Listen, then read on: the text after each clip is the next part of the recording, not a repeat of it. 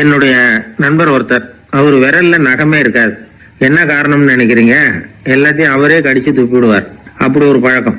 சின்ன குழந்தைகள் நகம் கடிக்குது, விரல் சூப்புது. இதுக்கு என்ன காரணம் தெரியுமா?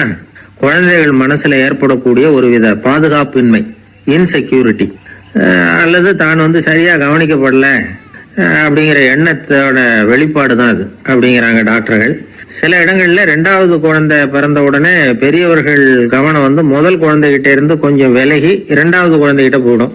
அந்த சமயத்துல முதல் குழந்தைக்கு இந்த பழக்கம் ஏற்படுறதுக்கு வாய்ப்பு உண்டா. சில குடும்பங்கள்ல கணவன் மனைவி 2 பேருமே வேலைக்கு போறவங்களா இருப்பாங்க. குழந்தை ரொம்ப நேரத்துக்கு பெத்தவங்களை பிரிஞ்சு இருக்க வேண்டிய சூழ்நிலை இருக்கும். குழந்தை ஒரு பாதுகாப்பின்மையை உணர ஆரம்பிக்கும். இந்த பழக்கம் வந்துடும். அதனால ஒரு குழந்தைக்கு தான் ஒதுக்கப்படுறோம் அப்படிங்கிற நினைப்பு வராம பாத்துக்கணும். வளர்ந்த குழந்தைகளும் நகம் கடிக்கும். வயசானவங்க கிட்டையும் இந்த பழக்கம் இருக்கும். இது ஒரு மனச்சிதைவின் வெளிப்பாடு அப்படிங்கிறாங்க மனநல நிபுணர்கள். அம்மா அப்பா திட்டினாலும் சரி, அல்லது ஆசிரியர் திட்டினாலும் சரி, இந்த பழக்கம் வந்துடும். நாம தவறு பண்ணிட்டோம் அப்படிங்கிற நினைப்பு வர்ற சமயம் நகம் கடிக்க ஆரம்பிச்சிருவோம். ஏதோ ஒண்ணு அடையணும் அப்படின்னு நினைக்கிறோம், அதை அடைய முடியல. இப்படி ஒரு ஏக்கம் வர்ற சமயத்திலேயும் சில பேர் நகத்தை கடிக்க ஆரம்பிச்சிருவாங்க. ஒரு பெரிய அதிகாரி, தனியார் நிறுவனத்துல வேலை பார்க்கிறவரு, அவரு டென்ஷன் ஆயிட்டாருன்னா உடனே அறைக்கு அதை சாத்தி விடுவாங்களாம். அவரே சாத்திக்குவாராம். அப்படி சாத்திக்கிட்டு உள்ள எதையாவது வெறிச்சு பார்த்துக்கிட்டே நகத்தை கடிக்க ஆரம்பிச்சிருவாராம். இந்த பழக்கம் உலகம் பூரா உண்டு. நகம் கடிக்கிறவங்களை அந்த பழக்கத்திலிருந்து மீட்கிறதுக்கு என்ன வழி அப்படின்னு லண்டன்ல உள்ள அழகியல் நிறுவன நிபுணர்கள் யோசனை பண்ணி பார்த்துருக்குறாங்க. சில ஆய்வுகள் பண்ணி பார்த்தாங்களாம். அவங்க என்ன பண்ணாங்க தெரியுமா? நகம் கடிக்கிற பழக்கம் உள்ளவங்களை எல்லாம் தேடி பிடிச்சாங்க. அவங்களையெல்லாம் 3 பிரிவா பிரிச்சுக்கிட்டாங்க. ஒரு பிரிவு கிட்ட என்ன சொன்னாங்கன்னா, உங்களுக்கு நகத்தை கடிக்கணுங்கிற நினைப்பு வர்றப்போலாம் டைரி எழுத ஆரம்பிச்சிருங்க அப்படின்னாங்களாம். இன்னொரு பிரிவு கிட்ட, உங்களுக்கு அந்த நினைப்பு வர்றப்போலாம் உங்க நகத்துக்கு வண்ணம் பூச ஆரம்பிச்சிருங்க, அழகுபடுத்த ஆரம்பிச்சிருங்க, நெயில் பாலிஷ் போடுறாங்களே அது மாதிரி. அப்படி ஒரு யோசனை சொல்லியிருக்காங்க.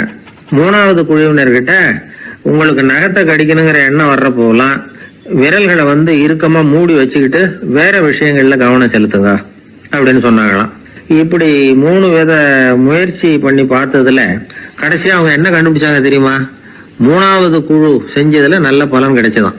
அதாவது நகம் தெரியாதபடிக்கு விரலை இறுக மூடிக்கிட்டு வச்சுக்கிட்டோம்னா அந்த பழக்கம் மாறுதான். அப்படி இருந்தவங்க கிட்ட இந்த நகம் கடிக்கிற பழக்கம் மெதுவா குறைஞ்சு போச்சான். அதனால நகம் கடிக்கிற பழக்கம் உள்ளவங்க இதை முயற்சி பண்ணி பார்க்கலாம். ஒரு ஆள் இருந்தார், அவருக்கு எப்ப பார்த்தாலும் நகத்தை கடிச்சுக்கிட்டே இருக்கணும், அப்படி ஒரு பழக்கம். அதனால அவர் விரல்ல எப்பவும் நகம் இருக்கிறது இல்லை. விரல் இருக்கிறதே பெரிய ஆச்சரியம். அவருக்கு திடீர்னு உடம்புல அரிப்பு, சொரிஞ்சிக்க முடியல, அரிப்பும் நிக்கல. 1 வாரம் தொடர்ந்து கஷ்டப்பட்டார். கடைசியா ஒரு டாக்டர் கிட்ட ஓடினார். அவர் எல்லாத்தையும் விவரமா கேட்டுக்கிட்டு கடைசியா கொஞ்சம் மாத்திரை கொடுத்து வேலைக்கு ஒண்ணு சாப்பிடு அப்படின்னாராம். இந்த மாத்திரை எதுக்கு டாக்டர்? அரிப்பு நிக்கிறதுக்கா அப்படின்னாராம். இல்ல நகம் வளர்றதுக்காக அப்படின்னாராம் இந்த டாக்டர். ஒரு கோவில்ல ஆன்மீக சொற்பொழிவு நடந்துகிட்டு இருக்குது. ஒரு பெரியவர் பேசிக்கிட்டு இருக்கார். கடவுளை பத்தியும் சொர்க்கத்தை பத்தியும் மனுஷனை பத்தியும் அவர் விவரமா பேசுறார். எல்லாரும் உட்கார்ந்து கேக்குறாங்க. அந்த கூட்டத்துல ஒரு தத்துவ ஞானியும் உட்கார்ந்து இருக்கிறார். அவரு அவருடைய நண்பர். பேசி முடிச்சதும் அந்த பெரியவர் மேடையை விட்டு இறங்கினார். நேரா அந்த தத்துவ ஞானி கிட்ட வந்தார். எப்படி இருந்தது என்னுடைய பேச்சு அப்படின்னு கேட்டார். நீங்க பேசினது ஒண்ணுக்கு ஒண்ணு முரண்பாடா தெரிஞ்சது அப்படின்னாராம் இவரு. நான் என்ன அப்படி தப்பா பேசிவிட்டேன் அப்படின்னாராம் அவரு. கடவுளை நம்புகிறவன் சொர்க்கத்துக்கு போவான்னு சொன்னீங்க, அப்புறம் நல்ல விதமா வாழறவன் சொர்க்கத்துக்கு போவான்னு சொன்னீங்க அப்படின்னாராம். இதுல என்ன முரண்பாடுன்னு கேட்டிருக்காரு அவர். இதுலதான் முரண்பாடு தெரியுது எனக்கு. அதாவது இங்க ஒருத்தன் எல்லா தப்பும் பண்ணிட்டு இருக்கிறான், அவன் கடவுளை நம்பினான்னா அவன் சொர்க்கத்துக்கு போவானா? இது என்னுடைய முதல் கேள்வி. இல்லைன்னா ஒருத்தன் எந்த தப்பும் பண்ணல, ரொம்ப ஒழுங்கா வாழ்ந்துகிட்டு இருக்கிறான், ஆனா அவன் கடவுளை நம்பல, அவன் என்ன நரகத்துக்கு தான் போவானா? கடவுள் நம்பிக்கை உள்ள ஒரு திருடன் என்ன ஆவான், எங்க போவான்? கடவுள் நம்பிக்கையே இல்லாத ஒரு நல்லவன் என்ன ஆவான், எங்க போவான்? ஒருத்தன் இங்க கடவுள் நம்பிக்கையோட வாழறது முக்கியமா அல்லது நல்லவனா வாழறது முக்கியமா? இதுதான் இவர் கேட்ட கேள்வி. இதை கேட்டதும் அந்த பெரியவர் குழம்பி போட்டார். அவர் சொன்னது நியாயம் தானே. கடவுளை நம்புறவன் தான் சொர்க்கத்துக்கு போவான்னா பேசாம கடவுளை நம்பிக்கிட்டு இந்த உலகத்துல எல்லா தப்பும் பண்ணிட்டு இருக்கலாமே. பேச்சாளர் குழப்பத்தோட வீட்டுக்கு போனார். படுத்து தூங்கினாரு. ஒரு கனவு வந்தது. கனவுல அவர் ஒரு ரயில்ல வேகமா போயிட்டு இருக்கிறார். எதிரில் உட்கார்ந்துருக்கிறவரை பார்த்து நாம இப்ப எங்க போறோம்னு கேட்டார். சொர்க்கத்துக்கு போயிட்டு இருக்கிறோம் அப்படின்னாங்களாம். ரயில் போய் நின்னுது. இவர் இறங்கினார். இங்க கௌதம புத்தர் இருப்பார், சாக்ரட்டிஸ் இருப்பார், அவங்கள பாக்குறதுக்கு ஒரு நல்ல வாய்ப்பு அப்படின்னு நினைச்சுக்கிட்டே அங்கேயும் இங்கேயும் பார்த்தார். அங்க யாருமே இல்ல.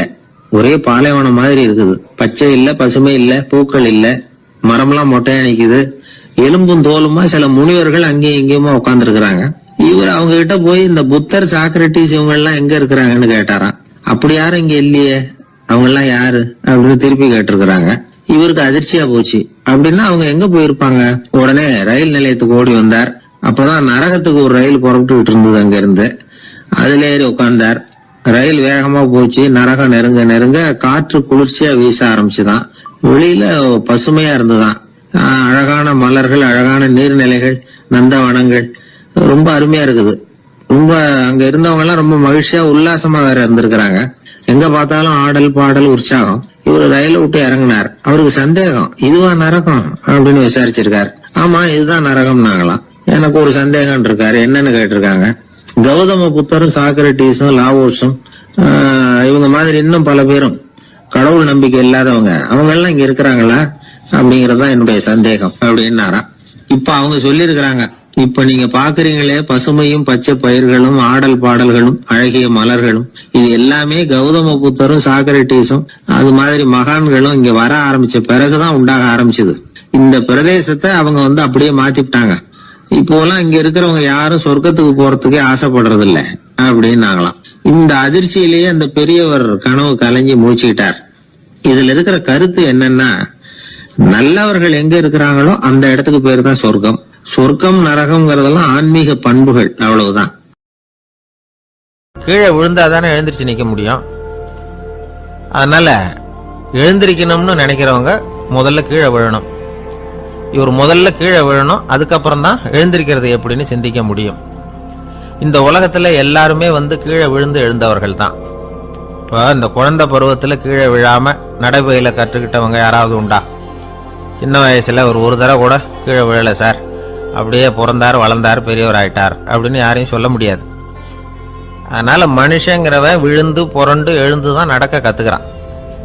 ஒரு உண்மையை நாம எல்லாரும் புரிஞ்சுக்கணும். இந்த உலகத்துல தவறு செய்யாத மனிதர்களே யாரும் கிடையாது. அப்படி இருக்கிறப்போ எப்போதாவது நாம தவறு பண்ணிவிட்டோம்னா அதுக்காக மனசு உடைஞ்சு போயிடக்கூடாது, வாழ்க்கையில வெறுப்பு வந்துடக்கூடாது. ஒரு தவறு நடந்துட்டுதா அதுக்காக மனசு உடைஞ்சு போடாதீங்க, அதை ஒரு பாடமா எடுத்துக்கங்க. அதே தவறு மறுபடியும் நடக்காம வேணும்னா பாத்துக்கலாம், அது போதும். தடைக்கல்ல படிக்கெல்லாம் மாத்திக்கணும், இதுதான் இதுல முக்கியம். ஒரு அலுவலகம், அங்க ஒரு அதிகாரி, அவர் உயர்ந்த பதவியில் இருந்தார், சிறந்த நிர்வாகின்னு பேர் வாங்கினவர். அவர் தனக்கு கீழே வேலை செய்யறவங்க கிட்ட எல்லாம் சொல்லுவாராம், இந்த நிறுவனத்துல நீங்க எத்தனை தடவை வேணும்னாலும் தவறுகள் செய்யலாம், ஆனா ஒரே விஷயம் என்னன்னா, ஒரே தவறை மறுபடியும் செய்யக்கூடாது, அது முக்கியம் அப்படின்பாராம். இதை மேம்போக்கா பார்த்தா அவர் ஏதோ தன்னுடைய ஊழியர்களை தவறு செய்ய தூண்டுறது மாதிரி தெரியும். ஆனா உண்மை அப்படி இல்லை. இன்னைக்கு என்ன நடக்குது தெரியுமா? அநேகமா எல்லா மனிதர்களுமே ஒரே தவறை தான் மறுபடியும் மறுபடியும் செய்யறாங்க. விளையாட்டு வீரர்கள் ஒரே மாதிரியான தவறுகளை திரும்ப திரும்ப செய்யறது உண்டு. கணக்கு எழுதுறவங்களை பாருங்க, ஒரே தப்ப மறுபடியும் மறுபடியும் செய்வாங்க. அலுவலகம் வருகிறவர்களை கவனிங்க, ஒரு நாள் தாமதமா வந்தா பரவாயில்ல, தினமும் தாமதமா வருவாங்க. இது மாதிரி செய்த தவறையே திரும்ப திரும்ப செய்யறதுக்கு என்ன காரணம் அப்படின்னா, சோம்பல், ஞாபக மறதி, கவனக்குறைவு, தன்னுடைய திறமை பேர்ல அளவுக்கு மீறிய நம்பிக்கை, இப்படி இதுல ஏதாவது ஒரு காரணமா இருக்கலாம் அப்படிங்கிறாங்க இது பற்றி ஆய்வு செய்கிற வல்லுநர்கள். ஒரு தடவை செஞ்ச தவிர மறுபடியும் செய்யறது இல்லைன்னு முடிவு செஞ்சுக்கிட்டு அதை செயல்படுத்த கத்துக்கணும், அது போதும், வாழ்க்கை வெற்றிகரமா அமையும் அப்படிங்கிறாங்க அந்த அனுபவசாலிகள். அதனால வெற்றிகரமா வாழ்க்கையில நடைபோட விரும்பும் இளைஞர்கள் தவிர்க்க வேண்டியது என்னன்னா, முதல்ல சோம்பலை தவிருங்கள், சுறுசுறுப்பாக இயங்குங்கள் அப்படிங்கறது அவங்க அறிவுரை. ரெண்டாவது ஞாபக மறதி, எந்த செயல்லையும் ஈடுபாடு வேணும், அக்கறை வேணும். மூணாவது கவனக்குறைவு, எதையும் அலட்சியப்படுத்தக்கூடாது. நாலாவது என்னால முடியாதது எதுவுமே கிடையாது அப்படிங்கிற அளவுக்கு மீறிய நம்பிக்கை, அது ஆபத்துல கொண்டு போய் விட்டுரும். அதனால முதல் தவறு உங்களுக்கு ஒரு பாடமா அமையணும். ஒரு மனிதர் அவர் தன்னுடைய 2 காதுலையும் கட்டு போட்டுக்கிட்டு வந்தார். அவருடைய நண்பர் அதை கவனிச்சுட்டார். என்ன சார் ஆச்சு, 2 காதுலையும் கட்டு போட்டிருக்கீங்களே அப்படின்னு விசாரிச்சார். ஒண்ணுமில்ல சார், வீட்டில் ரொம்ப ஆர்வமா டிவியில் கிரிக்கெட் மேட்ச் பார்த்துக்கிட்டு இருந்தேன். அப்போ என்னுடைய மனைவி துணிகளுக்கு அயர்ன் பண்ணிக்கிட்டு இருந்தாங்க. அயர்ன் பாக்ஸை அப்படியே வச்சுட்டு அடுப்பங்கரைக்கு போயிட்டாங்க. அந்த சமயம் பார்த்து டெலிஃபோன் பண்ணி அடிச்சுது. அவசரமாக ஓடி போய் அதை எடுத்து காதில் வச்சேன். அப்போதான் தெரியும் அது அயர்ன் பாக்ஸுங்கிற விஷயம். சூடாக இருந்ததா, சுட்டு விட்டுது அப்படின்னார். 1 காது சரி சார், 2 காதும் ஏன் அப்படி ஆச்சு அப்படின்னு கேட்டார். அதே ஆள் மறுபடியும் ஃபோன் பண்ணா சார் அப்படின்னார். இவர் எவ்வளவு தூரம் யோசிச்சிருப்பார் பாருங்க. அதனால ஒரு தவறு மறுபடியும் நடக்கக்கூடாது. முதல் தவறு உங்களுக்கு ஒரு பாடமாக அமையட்டும் அப்படிங்கிறது தான் இதுல இருந்து நாம தெரிந்து கொள்ள வேண்டிய கருத்து. அதனால தவறுகள் அதெல்லாம் தடைக்கெல்லாம் நினைக்க வேண்டாம், படிக்கெல்லாம் நினைப்போம். அப்படி நினைச்சோம்னா வாழ்க்கையில வெற்றி நிச்சயம். கொஞ்சம் தூரத்துல நாம நிக்கிறோம். எட்டத்துல இருந்துகிட்டு அவரை கவனிக்கிறோம். அவர் போன்ல பேசுறத, அவர் பேசுகிற வார்த்தைகள் என்ன அப்படிங்கறது நம்ம காதுல விழல. ஆனாலும் அவர் பேசிக்கிட்டு இருக்கிறது நல்ல செய்தியா கெட்ட செய்தியா அப்படிங்கறத நம்மால யூகிக்க முடியும். மகிழ்ச்சியான செய்தியை பேசும்போது முகம் மலருது, புன்னகை பூக்குது. இதுல ஒண்ணு நீங்க கவனிக்கணும். தொலைபேசியில நாம பேசுறப்போ நம்மோட பேசுறவர் எதிரில் இல்லை. அவர் தொலைபேசி வழியா நம்ம குரலை மட்டும்தான் கேட்க போறார். நம்ம முகத்தை அவர் பார்க்க போறது இல்லை. அப்படி இருந்தோம், அப்ப நம்ம முகம் ஏன் மலரணும் அப்படின்னா இதுதான் உடல் மொழி, பாடி லாங்குவேஜ் அப்படின்னு சொல்றாங்க. நம்ம அறியாமலேயே நம்ம உடம்பு செய்திகளை தெரிவிக்குது பாருங்க, அதுதான் உடல் மொழி. ஒரு மனிதர் தொலைபேசியில பேசிக்கிட்டு இருக்கிறத நீங்க தூரத்துல இருந்து கவனிச்சுக்கிட்டே அவர் நண்பரோட பேசுறாரா, மனைவியோட பேசுறாரா, குழந்தையோட பேசுறாரா, இல்ல மேல் அதிகாரி கிட்ட பேசுறாரா, அல்லது அவருக்கு கீழே பணிபுரிகிறவர்கள் கிட்ட பேசுறாரா அப்படிங்கறத கண்டுபிடிக்கலாம். அதுக்கு காரணம் அவருடைய உடல் மொழி. இந்த உடல் மொழி கூட நம்ம வாழ்க்கையின் முன்னேற்றத்துக்கு பயன்படும். இத பத்தியெல்லாம் கூட சில நிபுணர்கள் ஆராய்ச்சி பண்ணி பார்த்திருக்கிறாங்க. அவங்க சில விவரங்களை சொல்றாங்க. குறிப்பா ஒருத்தர் தன்னுடைய நாற்காலியில கிட்டத்தட்ட படுத்துக்காத குறையா உட்கார்ந்துருக்கிறாருன்னு வச்சுங்க. எதிர இருக்கிறவர் பேசுறது அவருக்கு பிடிக்கலன்னு அர்த்தமா. தலையை சொரிஞ்சுக்கிறது, வேற வேற திசைகள்ல பாக்குறது, கொட்டாவி விடுறது, கால்களை மாத்தி போட்டு உட்கார்றது, களைப்பா கை விரல்களை அப்படியே பின்னிக்கிறது, அடிக்கடி கடிகாரத்தை பாக்குறது, இப்படிலாம் ஒருத்தர் பண்ணிட்டு இருக்கிறாருன்னா நாம கூடிய சீக்கிரம் அந்த இடத்த விட்டு எழுந்திரிச்சு வந்துடுறது நல்லது. ஏன்னா இதெல்லாம் அவருடைய சலிப்பு, சோர்வு, ஆர்வமின்மை இதுக்கு அடையாளங்கள். நம்முடைய பேச்சு அவரை சலிப்படைய வச்சுட்டதுன்னு அர்த்தம். அவர் ரொம்பவும் சோர்ந்து போயிட்டாருன்னு பொருள். நம்முடைய பேச்சில் அவருக்கு ஆர்வம் இல்லைன்னு அர்த்தம். அதே நேரத்தில் நாற்காலியின் நுனியில அமர்ந்து உடலை முன்னுக்கு நகர்த்தி எதிர இருக்கிறவரின் கண்களை பார்த்துக்கிட்டே பேசினாலும் சரி அல்லது பேச்சை கேட்டாலும் சரி, உங்க பேர்ல மற்றவங்களுக்கு உள்ள பிடிப்பு அதிகரிக்கும். நாம எப்படிப்பட்டவர்ங்கிறத நம்ம உடம்பும் நடை உடை பாவனையும் அடுத்தவங்களுக்கு காட்டி கொடுத்துரும். உங்க உடம்பு, உங்க பார்வை, நடை, உட்கார்ற விதம் இதை வச்சுக்கிட்டே நீங்க பொறுப்புள்ளவரா, முரடரா, அலட்சியமானவரா, மரியாதை தெரிஞ்சவரா, அடக்கமானவரா, நம்பிக்கைக்கு உரியவரா, நாணயம் இல்லாதவரா, பயந்தவரா, திறமசாலியா, அப்பாவியா அப்படிங்கறதெல்லாம் கண்டுபிடிச்சிடலாம். அதனால இந்த உடல் மொழியை புரிஞ்சுக்கிட்டு நம்மளை கொஞ்சம் சரிப்படுத்திக்கிட்டோம்னா வாழ்க்கையில சுலபமா பல காரியங்களை சாதிக்க முடியும். ஒரு மனநல மருத்துவமனை, அங்க ஒருத்தர் ஒரு நாற்காலியில உட்காந்துக்கிட்டு கார் ஓட்டுறது மாதிரி அப்படி பாவனை பண்ணிட்டு இருந்தார். ஸ்டேரிங்கை திருப்புறது மாதிரி, பின்னாடி வர்ற வண்டியை நிக்க சொல்றது மாதிரி, அப்புறம் இவர் ஒதுங்கிக்கிட்டு அவருக்கு வழி விடுறது மாதிரி, இப்படிலாம் சேட்டைகள் பண்ணிக்கிட்டு இருந்தார் மனநல மருத்துவமனையில. இத பார்த்துக்கிட்டு இருந்த ஒருத்தர் பக்கத்துல இருந்த இன்னொருத்தர்கிட்ட கேட்டார், இவர் ஏன் இப்படி பண்றாரு, இவருக்கு ஏன் அப்படி வந்தது நிலைமை அப்படின்னு சொல்லி அவர் விசாரிச்சார். அப்ப அவர் விவரம் சொன்னார். வேற ஒண்ணும் இல்லைங்க, இவருக்கு கார் ஓட்டணும்னு ஆசை ரொம்ப காலமா, அது நிறைவேறாம போயிட்டுது. அதுக்கப்புறம் அவர் மனநோயாளியை மாறிட்டார். இங்க அழைச்சிட்டு வந்தாங்க. இங்க அழைச்சிட்டு வந்ததுல இருந்து அப்படிதான் பண்ணிட்டு இருக்கிறார். அப்ப கார் ஓட்டுறது மாதிரிலாம் பாவனை பண்ணிட்டு இருப்பார், திருப்புறது மாதிரி பண்ணுவார், பின்னாடி வர்றவங்களுக்கு இடம் விடுவார், இப்படிலாம் செய்யறார் அப்படின்னு விவரம் சொன்னாங்க. நீங்க சொல்லப்படாதா, இப்ப நீங்க கார் ஓட்டல, வெறும் நாற்காலியில தான் உட்கார்ந்து இருக்கிறீங்க அப்படின்னு நீங்க சொல்லப்படாதா அவருக்கு அப்படின்னு கேட்டாங்க. அது முடியாதுங்க, ஏன்னா அந்த காரை கழுவுறதுக்காக அவர் தினமும் எனக்கு 10 ரூபா கொடுத்துக்கிட்டு இருக்கிறார் அப்படின்னாராம் அங்க வேலை செஞ்சுக்கிட்டு இருந்த ஒருத்தர். அதனால வாழ்க்கையில நாம இந்த உடல் மொழியை புரிஞ்சுக்கணும்.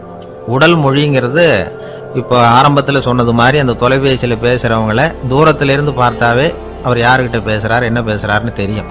நம்ம முகத்தை நல்லா வச்சுக்கணும். உடல் மொழியை நம்ம புரிஞ்சுக்கிட்டு பயன்படுத்த ஆரம்பிச்சோம்னா எந்த முயற்சி பண்ணினாலும் அதுல வெற்றி நிச்சயம். தெரியுமா, குருகுல வாசம் செஞ்சு படிக்கணும். ஆசிரியருங்கிறவர் ஆசிரமத்தில் இருப்பார்.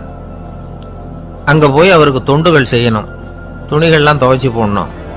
தூங்கும்போது காலை பிடிச்சி விடணும். புழுக்கமா இருந்தா விசிறி மட்டை எடுத்து விசிறணும். அப்படியே அப்பப்போ அவர் சொல்லி கொடுக்குற பாடத்தையும் கத்துக்கணும். அவர் சொல்லி கொடுக்குற பாடங்களை ஓலைச்சுவடிகள்ல எழுதிக்கணும். இதுதான் குருகுல வாசம்ங்கிறது. இப்போ மாதிரிலாம் கிடையாது. ஆக குருகுல வாசம்ங்கிறது மனசையும் பண்படுத்தும், அறிவையும் பண்படுத்தும். அப்படி ஒரு பயிற்சி அது.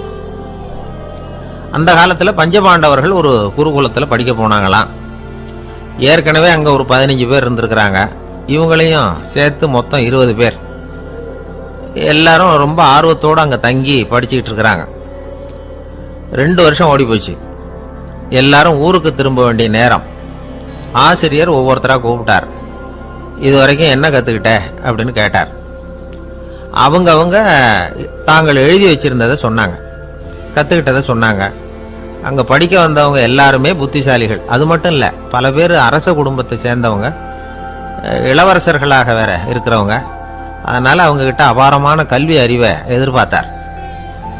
ஒருத்தன் வந்தான், தான் எழுதி வச்சிருந்த சரித்திர பாடம் பூராவையும் படிச்சு காட்டினான். இன்னொருத்தன் வந்தான், தான் எழுதி வச்சிருந்த பூகோள பாடம் பூராவையும் படிச்சு காட்டினான். இப்படி ஒவ்வொருத்தரா அவங்க படிச்சது என்னங்கிறத படிச்சு காட்டிவிட்டு போனாங்க. கடைசியா தர்மர் வந்தார். பேசாம நிக்கிறார். தன் கையில் இருந்த ஓலைச்சுவடி கிட்ட அவர் பிரிக்கவே இல்லை. ஆசிரியர் இவர்கிட்ட தான் அதிகமா எதிர்பார்த்தார்.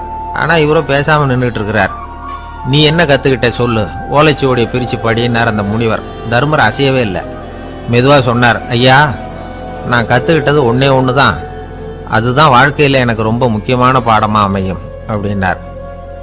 என்னது, என்கிட்ட 2 வருஷ காலமா படிச்சு விட்டு கடைசியில கத்துக்கிட்டது ஒன்னே ஒண்ணுதானா அப்படின்னார் முனிவர். அவருக்கு ஒன்றும் புரியல. மற்ற மாணவர்களை விட இவர் பண்புகள்ல உயர்ந்தவர், அறிவுல சிறந்தவர், வயசுல முதிர்ந்தவர். இவரே இப்படி சொன்னா மற்றவங்க நிலைமை என்னத்துக்கு ஆறுது? அவங்க ரொம்பவும் கெட்டு போயிடுவாங்களே அப்படின்னு அவர் யோசனை பண்ணார். தர்மா, நல்லா யோசனை பண்ணி பதில் சொல்லு. 2 வருஷமா நீ கத்துக்கிட்டது என்ன அப்படின்னு தானே நான் கேட்கறேன். அதை கொஞ்சம் யோசனை பண்ணி சொல்லுன்னார் முனிவர் கொஞ்சம் கோபமா. தர்மர் முகத்துல எந்த மாறுதலுமே இல்லை.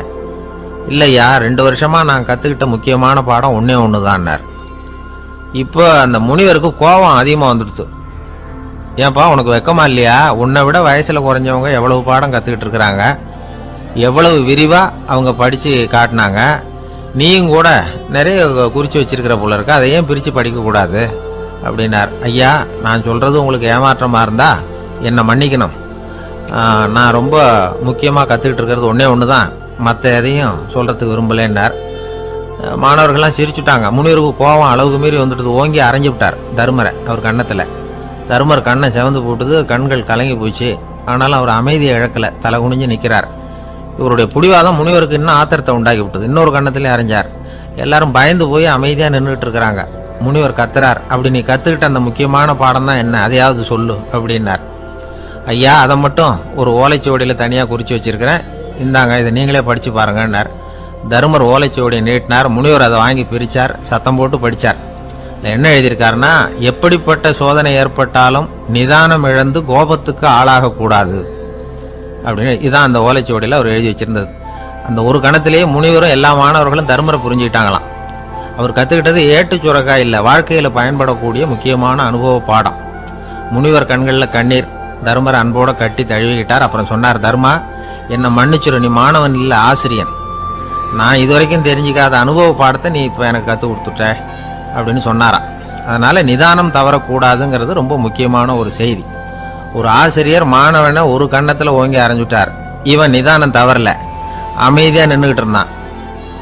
அவர் ஒரு தடவை அரைஞ்சதும் எப்படி உன்னால நிதானம் தவறாம இருக்க முடிஞ்சுது அப்படின்னு கேட்டாங்க நண்பர்கள். அவன் சொன்னான், நான் நிதானம் தவறி இருந்தா எங்க வாத்தியார் இன்னொரு கண்ணத்திலையும் அரைஞ்சிருப்பார், அது அதை விட பலமா இருக்கும். அதனால தான் நான் அப்படி இருந்தேன் அப்படின்னு நானா. ஆக நாம தெரிந்து கொள்ள வேண்டியது வாழ்க்கையில நிதானம் தவறாமல் இருக்க வேண்டும். அதுதான் வெற்றியின் ரகசியம்.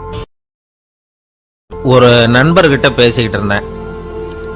அவருடைய உறவினர் ஒருத்தர் ஒரு நேர்முக தேர்வுக்கு போயிருந்தாராம், இன்டர்வியூக்கு. ரொம்பவும் பொறுப்பாகவும் கவனமாகவும் செயல்பட வேண்டிய பதவிக்கான நேர்காணல் அது.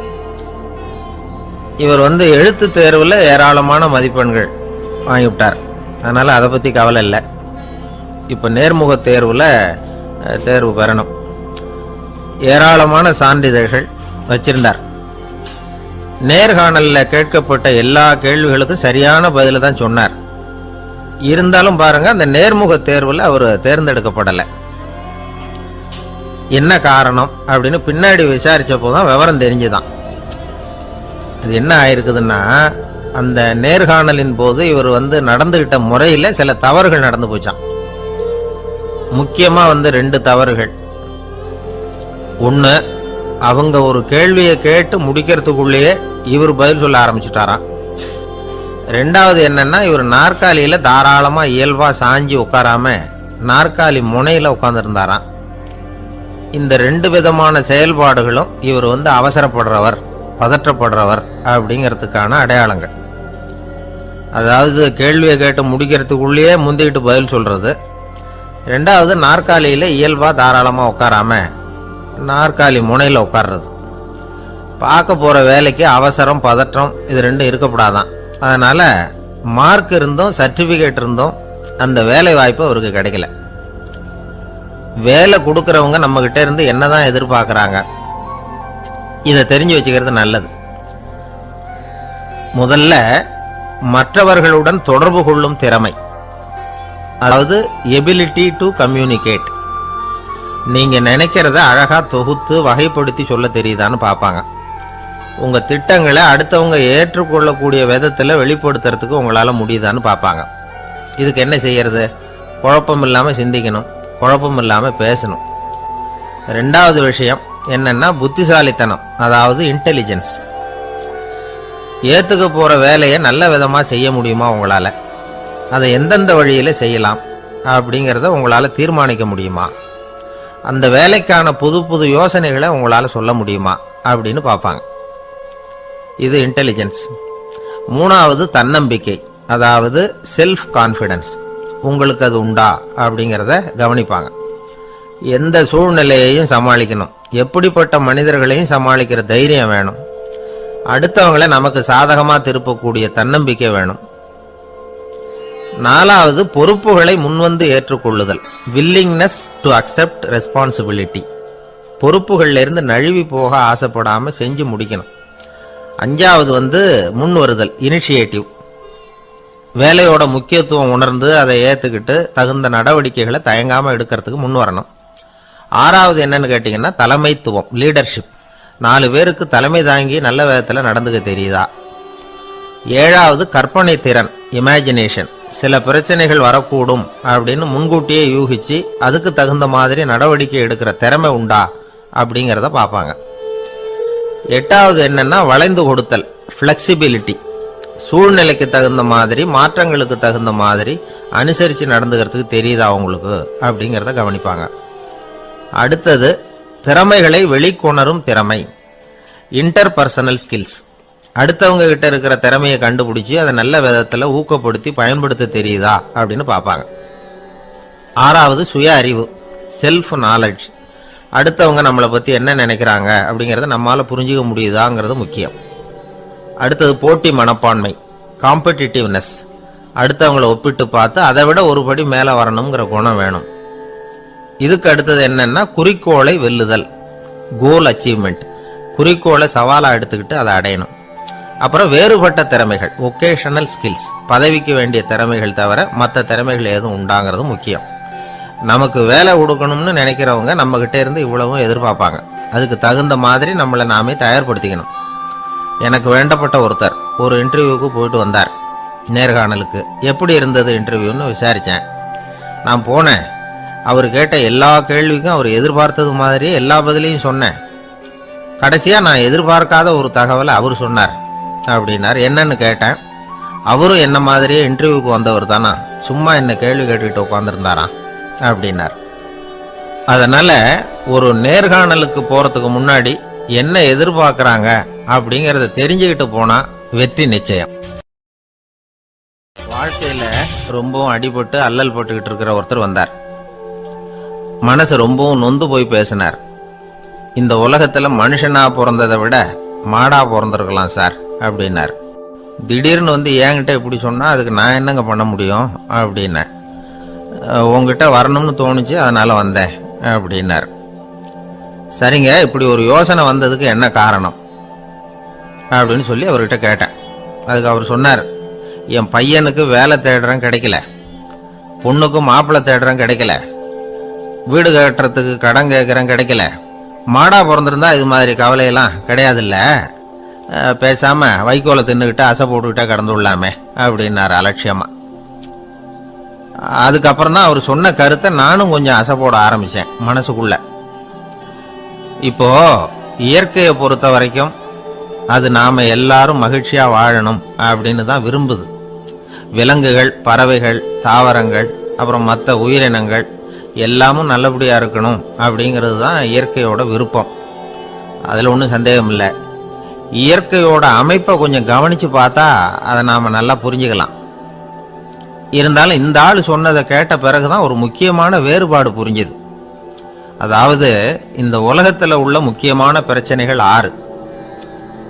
அந்த 6 பிரச்சனைகளும் ஆடு மாடுகளுக்கு கிடையாது, மரம் செடி கொடிகளுக்கு கிடையாது. ஆனா மனுஷன் அந்த 6 பிரச்சனைகளையும் சந்திக்க வேண்டியிருக்கு. சரி, அந்த 6 பிரச்சனைகள் என்னென்ன தெரியுமா? முதல்ல இந்த ஆடு மாடுலாம் நமக்குன்னு சொந்தமா ஒரு வீடு இல்லையே அப்படின்னு கவலைப்பட்டுக்கிட்டு இருக்கிறது இல்ல.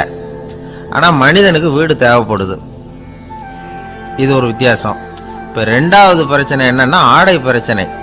ஒரு கோழியோ சேவலோ நாம போட்டுக்கிறதுக்கு ஒரு சட்டை இல்லையே அப்படின்னு கவலைப்படுறது இல்ல. ஆனா மனுஷனுக்கு அந்த கவலை உண்டு. சரி, இப்போ 3வது என்னன்னு பார்த்தா கல்வி பிரச்சனை. ஒரு பசுமாடு கவலையோட நின்றுகிட்டு இருக்கு அப்படின்னு வச்சுக்குவோம். நீங்க அதுகிட்ட போய் ஏன் பசுமாடை கவலையோட நின்றுகிட்டு இருக்கிற அப்படின்னு கேட்குறீங்க. என் கண்ணுக்குட்டிக்கு எல்கேஜியில் இடம் கிடைக்கல, டொனேஷன் கொடுக்கறதுக்கு கையில் பணமும் கிடையாது, சிபாரிசுக்கு யாரை பிடிக்கிறதுன்னு தெரியல, இப்படியா சொல்லிட்டு இருக்கோம். அதுக்கு அந்த கவலையெல்லாம் கிடையாது. ஆனால் மனிதனுக்கு அந்த கவலை உண்டு. 4வது என்னன்னு பார்த்தீங்கன்னா வேலை வாய்ப்பு பிரச்சனை. வேலை கிடைக்கலையே அப்படின்னு வேப்ப மரம் கவலைப்படுறது இல்லை, ஆனால் மனுஷன் கவலைப்படுறான். 5வது என்னன்னு பார்த்தா கல்யாண பிரச்சனை. எரும மாடு பசு மாடு எல்லாம் பொண்ணுக்கு மாப்பிள்ளை தேடிக்கிட்டாலே இது பேப்பரில் மணமகன் தேவை அப்படின்னு விளம்பரமாக கொடுக்குது, அதெல்லாம் கிடையாது. 6வது என்னன்னு பார்த்தீங்கன்னா பணம் சம்பந்தமான பிரச்சனை. ஆடு மாடுலாம் பணத்தை சேமிக்கணும்னோ ஏதாவது நிதி நிறுவனத்தில் முதலீடு பண்ணணும்னோ நினச்சிக்கிட்டு இருக்கிறது இல்லை. பணத்தை எப்படி காப்பாத்துறது அப்படிங்கிற கவலையும் அதுகளுக்கு கிடையாது. குதிரை வந்து குளம்போட பிறக்குது, அதனால அது காடு மேடெல்லாம் கவலை இல்லாம தெரியலாம். ஆடு வந்து உடம்புல ரோமத்தோட பிறக்குது, அதனால அது குளிரை பத்தி கவலைப்பட வேண்டிய அவசியம் இல்லை. ஆனா மனுஷனை பார்த்தீங்கன்னா அவன் தான் ஒண்ணுமில்லாம பிறக்கிறான். ஏன் இந்த பாகுபாடு அப்படின்னு கேட்டா இதை பத்தி கொஞ்சம் சிந்திச்சு பார்க்கணும். அதாவது இந்த சந்தேகத்தை ஒரு பெரியவர்கிட்டையும் கேட்டேன். அவரு சொன்னார் இதுக்கு பதில். அவர் இதே கேள்வியை இயற்கை கிட்ட கேட்டாராம். இயற்கை பதில் சொல்லிச்சான். வேற யாருக்கும் கொடுக்காத ஒரு வலுவான கருவிய, ஒரு பவர்ஃபுல் வெப்பன் மனுஷனுக்கு கொடுத்துருக்கிறேன்னு, அந்த கருவியை உபயோகப்படுத்தி அந்த 6 பிரச்சனையை மட்டும் இல்ல 6 கோடி பிரச்சனைகள் இருந்தாலும் அதையெல்லாம் சமாளிக்கலாம். அது கருவி என்ன தெரியுமா? அதுதான் 6வது அறிவு. அதை உபயோகப்படுத்தினா காலுக்கு செருப்பு தயார் பண்ணிக்கலாம், குளிருக்கு போர்வை தயார் பண்ணிக்கலாம், என்ன வேணும்னாலும் செய்யலாம் அப்படின்னு இயற்கை பதில் சொல்லிச்சான். அதனால நாம செய்ய வேண்டியது என்னன்னா இயற்கையை முதல்ல சரியா புரிஞ்சுக்கணும். இயற்கையின் படைப்பையே நாம சரியா புரிஞ்சுக்கிறது இல்லையே, அதுதான் வேதனை. இந்த கதையை கேளுங்க. இப்ப நகரத்திலிருந்து ஒரு ஆளு கிராமத்துக்கு வந்தான். அங்க ஒரு சிறுவன் மாடு மேய்ச்சிக்கிட்டு இருந்தான். நகரத்து ஆள் சொன்ன, எவ்வளவு அழகான பசு, அது சரி இதுக்கெல்லாம் ஏன் கொம்பு இல்லைன்னா. இதுக்கு அந்த பையன் பதில் சொன்னான், பசுமாட்டுக்கு கொம்பு இல்லாததுக்கு பல காரணங்கள் உண்டு. கண்ணுக்குட்டியா இருந்தா கொம்பு இருக்காது, பசு வளர்ந்து பெருசானதுக்கு அப்புறம் தான் கொம்பு முளைக்கும், இது ஒரு காரணம். சில சமயம் வளர்ற கொம்பு எடுத்து விடுறது உண்டு, அது ஒரு காரணம். ஆனா இதுக்கு ஏன் கொம்பு இல்லைன்னு கேக்குறீங்க. அதுக்கு என்ன காரணம்னா இது பசு இல்ல குதிரை அப்படின்னானா. அங்கே ஒரு புதர் தெரியுது இல்லையா, இந்த புதருக்குள்ள ஒரு சிங்கம் இருக்கு. அந்த பக்கமாக நான் போகிறப்போ வர்றப்போலாம் அது என்கிட்ட ஒம்பு வளர்க்குது, தகராறு செய்யுது, என் மேலே பாயுது, என்னை தாக்குது, ஏன்னு தெரியல அப்படின்னுது. இதை கேட்டதும் அந்த குரங்கு சொல்லிச்சு, இனிமேல் கவலைப்படாத, இந்த தடவை நான் உன்னை காப்பாற்றுறேன்னுது. அதுக்கப்புறம் ஒரு நாள் அந்த குரங்கும் கழுதியும் அந்த புதர் பக்கமாக போய்கிட்டு இருந்தாங்க. எதிர்பார்த்தது மாதிரியே நடந்தது. இந்த சிங்கம் எதிரில் வந்தது, கழுதியை பார்த்தது, உடனே அது மேலே பாய ஆரம்பிச்சுட்டுது. அவ்வளவுதான். உடனே இந்த குரங்கு என்ன பண்ணிச்சு தெரியுமா, கிடுகிடுன்னு ஒரு மரத்து மேலே ஏறி உட்காந்துக்கிட்டது. அங்கே உட்காந்துக்கிட்டு கீழே அந்த கழுதியும் சிங்கமும் போடுற சண்டையை வேடிக்கை பார்க்க ஆரம்பிச்சுட்டுது. கொஞ்ச நேரம் கழித்து அடிபட்ட காயத்தோடு அந்த கழுதை மெதுவாக நடந்து வந்தது. குரங்கும் மெல்ல மரத்தை விட்டு கீழே இறங்குச்சு. இப்போ கழுதை கேட்டுது, என்னை காப்பாத்துறேன்னு சொல்லிவிட்டு காலை வாரி விட்டுட்டியே, நீ பாட்டுக்கு மரத்து மேலே ஏறி உட்காந்துக்கிட்டே, அது நியாயமானது. குரங்கு பரிதாபமாக அதை பார்த்துது. நான் மரத்து மேலே இருந்து நீங்கள் 2 பேரும் சண்டை போட்டதை பார்த்துக்கிட்டு தான் இருந்தேன். உன்னோட சத்தம் தான் அதிகமாக இருந்தது, அது நீ சிரிக்கிற மாதிரி எனக்கு கேட்டுது, அதனால் நீ தான் ஜெயிச்சுக்கிட்டு இருக்க போல இருக்கு அப்படின்னு நினச்சிவிட்டேன்னு. இன்றைக்கி பல பேர் இப்படி தான் இருக்கிறாங்களாம். யார் ஜெயிக்கிறாங்க யார் தோக்குறாங்கங்கிறத முகத்தை பார்த்து கூட கண்டுபிடிக்க முடியறதில்ல, பேசுகிற பேச்சை வச்சு கூட கண்டுபிடிக்க முடியறதில்ல. தோற்கிறவங்க கூட சிரிக்கிற மாதிரி முகத்தை வச்சுக்கிறான். இன்றைய மனிதர்கள்கிட்ட ஏகப்பட்ட முரண்பாடுகள். பொய் முகங்களோட உலவுகிறவர்கள் தான் அதிகம். உண்மை முகம் எங்கே இருக்குது அப்படிங்கிறத புரிஞ்சுக்கிட்டு நண்பர்களை தேர்ந்தெடுக்கணும் அப்படிங்கிறது ஒரு முக்கியமான கருத்து. கடவுள் இந்த உலகத்தை படைச்சுட்டு அதுக்கப்புறமும் கொஞ்ச நாள் இங்கேயே தங்கியிருந்தாராம். அப்போ தான் அவருக்கு ஒரு உண்மை புரிஞ்சுதான், இந்த உலகத்தில் தங்கி இருக்கிறது எவ்வளவு இடைஞ்சல்னு. தினமும் மனிதர்கள் தேடி வந்து ஏதாவது புகார் சொல்லிக்கிட்டே இருந்தாங்களாம். எனக்கு அது வேணும் இது வேணும்னு கேட்டுக்கிட்டே இருந்தாங்களாம். சில பேர் வந்தாங்க, நாங்கள் வந்து விவசாயம் பண்ணுறோம், தண்ணி இல்லாமல் பயிர் காயுது, எங்களுக்கு மழை வேணும் அப்படின்னாங்க. அவங்க போனதும் அதுக்கப்புறம் சில பேர் வந்தாங்க, நாங்கள் வந்து மண்பானை செய்கிறவங்க நிறைய பானை செஞ்சு வச்சுருக்குறோம், மழை பெஞ்சால் எல்லாம் கரைஞ்சி வீணாக போயிடும், அதனால் இன்றைக்கி மழை பெய்யக்கூடாதுன்னாங்க. கடவுள் பார்த்தார், அவருக்கு என்ன பண்ணுறதுன்னே தெரியல, ஏகப்பட்ட குழப்பம், தலையை பிச்சுக்கலாம் போல் இருந்தது, கிட்டத்தட்ட பைத்தியம் பிடிக்கிற அளவுக்கு ஆகிட்டுது. எல்லாருடைய ஆசைகளையும் அவரால் நிறைவேற்ற முடியல, ஏன்னா ஒன்றுக்கு ஒன்று முரண்பாடாக இருந்தது. ஒரு நாள் தன்னுடைய அமைச்சரவையை கூட்டி ஆலோசனை கேட்டார், என்ன செய்யலாம்னு சொல்லுங்கன்னார். இது என்ன பிரமாதம், பேசாமல் இமயமலை அடிவாரத்தில் போய் உட்காந்துங்க, யாரும் தொந்தரவு பண்ண மாட்டாங்கன்னாங்க. அங்கேயும் மனிதர்கள் வர ஆரம்பிச்சுருவாங்களேன்னார் கடவுள். சரி அப்படின்னா சந்திரனில் போயிருந்துக்கலாமேன்னாங்க. அங்கேயும் மனுஷன் குடி வர போகிறான் அப்படின்னார் கடவுள். வெகு தூரத்துக்கு அப்பால் உள்ள நட்சத்திர மண்டலத்துக்கு போயிடலான்னாங்க. இதெல்லாம் நிரந்தர தீர்வாகாது, நிரந்தரமாக இந்த மனிதனுடைய தொல்லையிலிருந்து நான் விடுபடணும், அதுக்கு ஏதாவது வழி சொல்லுங்கன்னார் கடவுள். ஒரு வயசான ஆள் வந்தார், கடவுளுக்கு காதோட காதாக ஒரு வழியை சொன்னார். கடவுளுக்கு முகம் மலர்ந்தது, அதுதான் சரி, அப்படியே செஞ்சுடலான்னார். அந்த ஆள் சொன்ன ரகசியம் என்ன தெரியுமா, மனிதனால் அடைய முடியாத ஒரு இடம் இருக்குது, அது வேற எங்கேயும் இல்லை, அவனுக்கு உள்ளே இருக்குது, அங்கே போய் மறைஞ்சுங்க, அதுக்கப்புறம் மனிதர்களால் உங்களுக்கு தொந்தரவு இருக்காதுன்னார். மனிதன் நினைக்காத இடம் அதுதான். அதாவது உள்ளுக்குள்ள இருக்கிற உண்மையை புரிஞ்சுக்காம வெளியில எங்கேயோ அது இருக்கிறதாக நினைச்சு வரட்டிட்டு அலையறான் மனுஷன். உள்ளே இருக்கிற உண்மை புரிஞ்சா நாம தன்னம்பிக்கையோட தலை நிமிர்ந்து வாழலாம். வேடிக்கையா ஒரு கதை சொல்லுவாங்க, இதை பாருங்க, நம்ம பையன் எங்க பணம் வச்சாலும் எடுத்து விடுறான், என்ன பண்றதுன்னாங்க அம்மா. அப்பா கொஞ்ச நேரம் யோசனை பண்ணார், அதுக்கப்புறம் சொன்னார், அவன் கண்ணுல படாத இடமா, நம்ம வீட்டில் இருக்கிறது ஒரே இடம் தான், அங்கே பணத்தை வை திருட்டு போகாதுன்னார். அது எந்த இடம்னு கேட்டாங்க. அதுதான் அவன் பாட புஸ்தகம், அதில் வச்சிரு, அவன் தொடவே மாட்டான், பாட புத்தகத்தை தொடாமல் பரீட்சையில் வெற்றி பெற முடியாது அப்படிங்கிறத புரிஞ்சுக்கணும். உள்ளே இருக்கிற உண்மையை தொடாமல் வாழ்க்கையில் வெற்றி பெற முடியாது. அதனால் உண்மையை புரிஞ்சுக்கிட்டா வாழ்க்கையில் வெற்றி நிச்சயம். கத்தியை தீட்டாதே புத்தியை தீட்டு அப்படின்னு ஒரு பெரியவர் புத்தி சொன்னார். அதை கேட்ட ஒரு இளைஞன், அது எப்படி பெரியவரை புத்தியை தீட்டுறது, கத்தியை தீட்டுன்னு சொன்னால் ஒரு கருங்கல்லில் கத்தியை தேய்க்கலாம், புத்தியை தீட்டுன்னு சொன்னால் எப்படி தலையை கொண்டுட்டு போய் தரையில் தேய்ச்சிக்கிட்டு இருக்க முடியுமா அப்படின்னா. அந்த பெரியவர் உடனே புரிஞ்சுக்கிட்டார், இந்த இளைஞனுக்கு புத்தி கூர்மை கம்மி அப்படிங்கிறத புரிஞ்சுக்கிட்டார். அது சரி, அறிவுக்கும் புத்திசாலித்தனத்துக்கும் என்ன வித்தியாசம்? இது ஒரு முக்கியமான கேள்வி. அறிவுன்னா என்ன, புத்திசாலித்தனம்னா என்ன? இதே கேள்வியை சாக்ரட்டிஸ் கிட்ட அவருடைய சீடன் ஒருத்தன் கேட்டானான். ஐயா, அறிவுக்கும் புத்திசாலித்தனத்துக்கும் என்னங்க வித்தியாசம் அப்படின்னு கேட்டிருக்கான். சாக்ரட்டிஸ் நிமிர்ந்து பார்த்துருக்கிறார் அந்த சீடனை. அதுக்கப்புறம் சொன்னாராம், நான் சொல்கிறேன் உன்னுடைய கேள்விக்கு பதில், ஆனால் அதுக்கு முன்னாடி நீ ஒரு காரியம் பண்ணணும்னாரான். என்னங்க செய்யணும் சொல்லுங்கன்னு இருக்கான். அதோ பாரு, ஒரு பெரியவர் உட்காந்துருக்கிறாரு, அவர்கிட்ட போ, இங்கேருந்து பக்கத்தில் இருக்கிற அந்த கிராமத்துக்கு போய் சேர எவ்வளவு நேரம் ஆகும் அப்படின்னு கேட்டுட்டு வா அப்படி சொன்னார் சாக்ரட்டிஸ். சரின்னு சொல்லிவிட்டு இவன் போனான். அந்த பெரியவர் முன்னாடி போய் நின்னான். ஏங்க பெரியவரை, இங்கேருந்து அதோ தெரியுத அந்த கிராமத்துக்கு போய் சேர்றதுக்கு எவ்வளவு நேரம் ஆகும் அப்படின்னு கேட்டான். பெரியவர் நிமிர்ந்து பார்த்தார். ஆனால் பதில் எதுவும் சொல்லலை. இவன் மறுபடியும் ஒரு தடவை அதே கேள்வி அவர்கிட்ட கேட்டான். என்னங்க, நான் கேட்குறது உங்கள் காதில் விழுதா? அந்த கிராமத்துக்கு போய் சேர்றதுக்கு எவ்வளோ நேரம் ஆகும் அப்படின்னு சொல்லி மறுபடியும் கேட்டான். அப்பவும் அவர் பதில் சொல்லலை. உடனே அவன் மனசுக்குள்ளே முடிவு பண்ணிக்கிட்டான். சரி, பெரியவர் ஒரு மாதிரியாக தெரிகிறார், புத்தி சுவாதீனம் சரியில்லாத ஒரு மாதிரி தெரியுது அப்படின்னு நினச்சிக்கிட்டே வந்த வழியிலே திரும்பி வந்துட்டான். கொஞ்சம் தூரம் நடந்திருப்பான். இப்போ அந்த பெரியவர் மறுபடியும் கூப்பிட்டார். இளைஞனே இப்படி வாழ்னார்.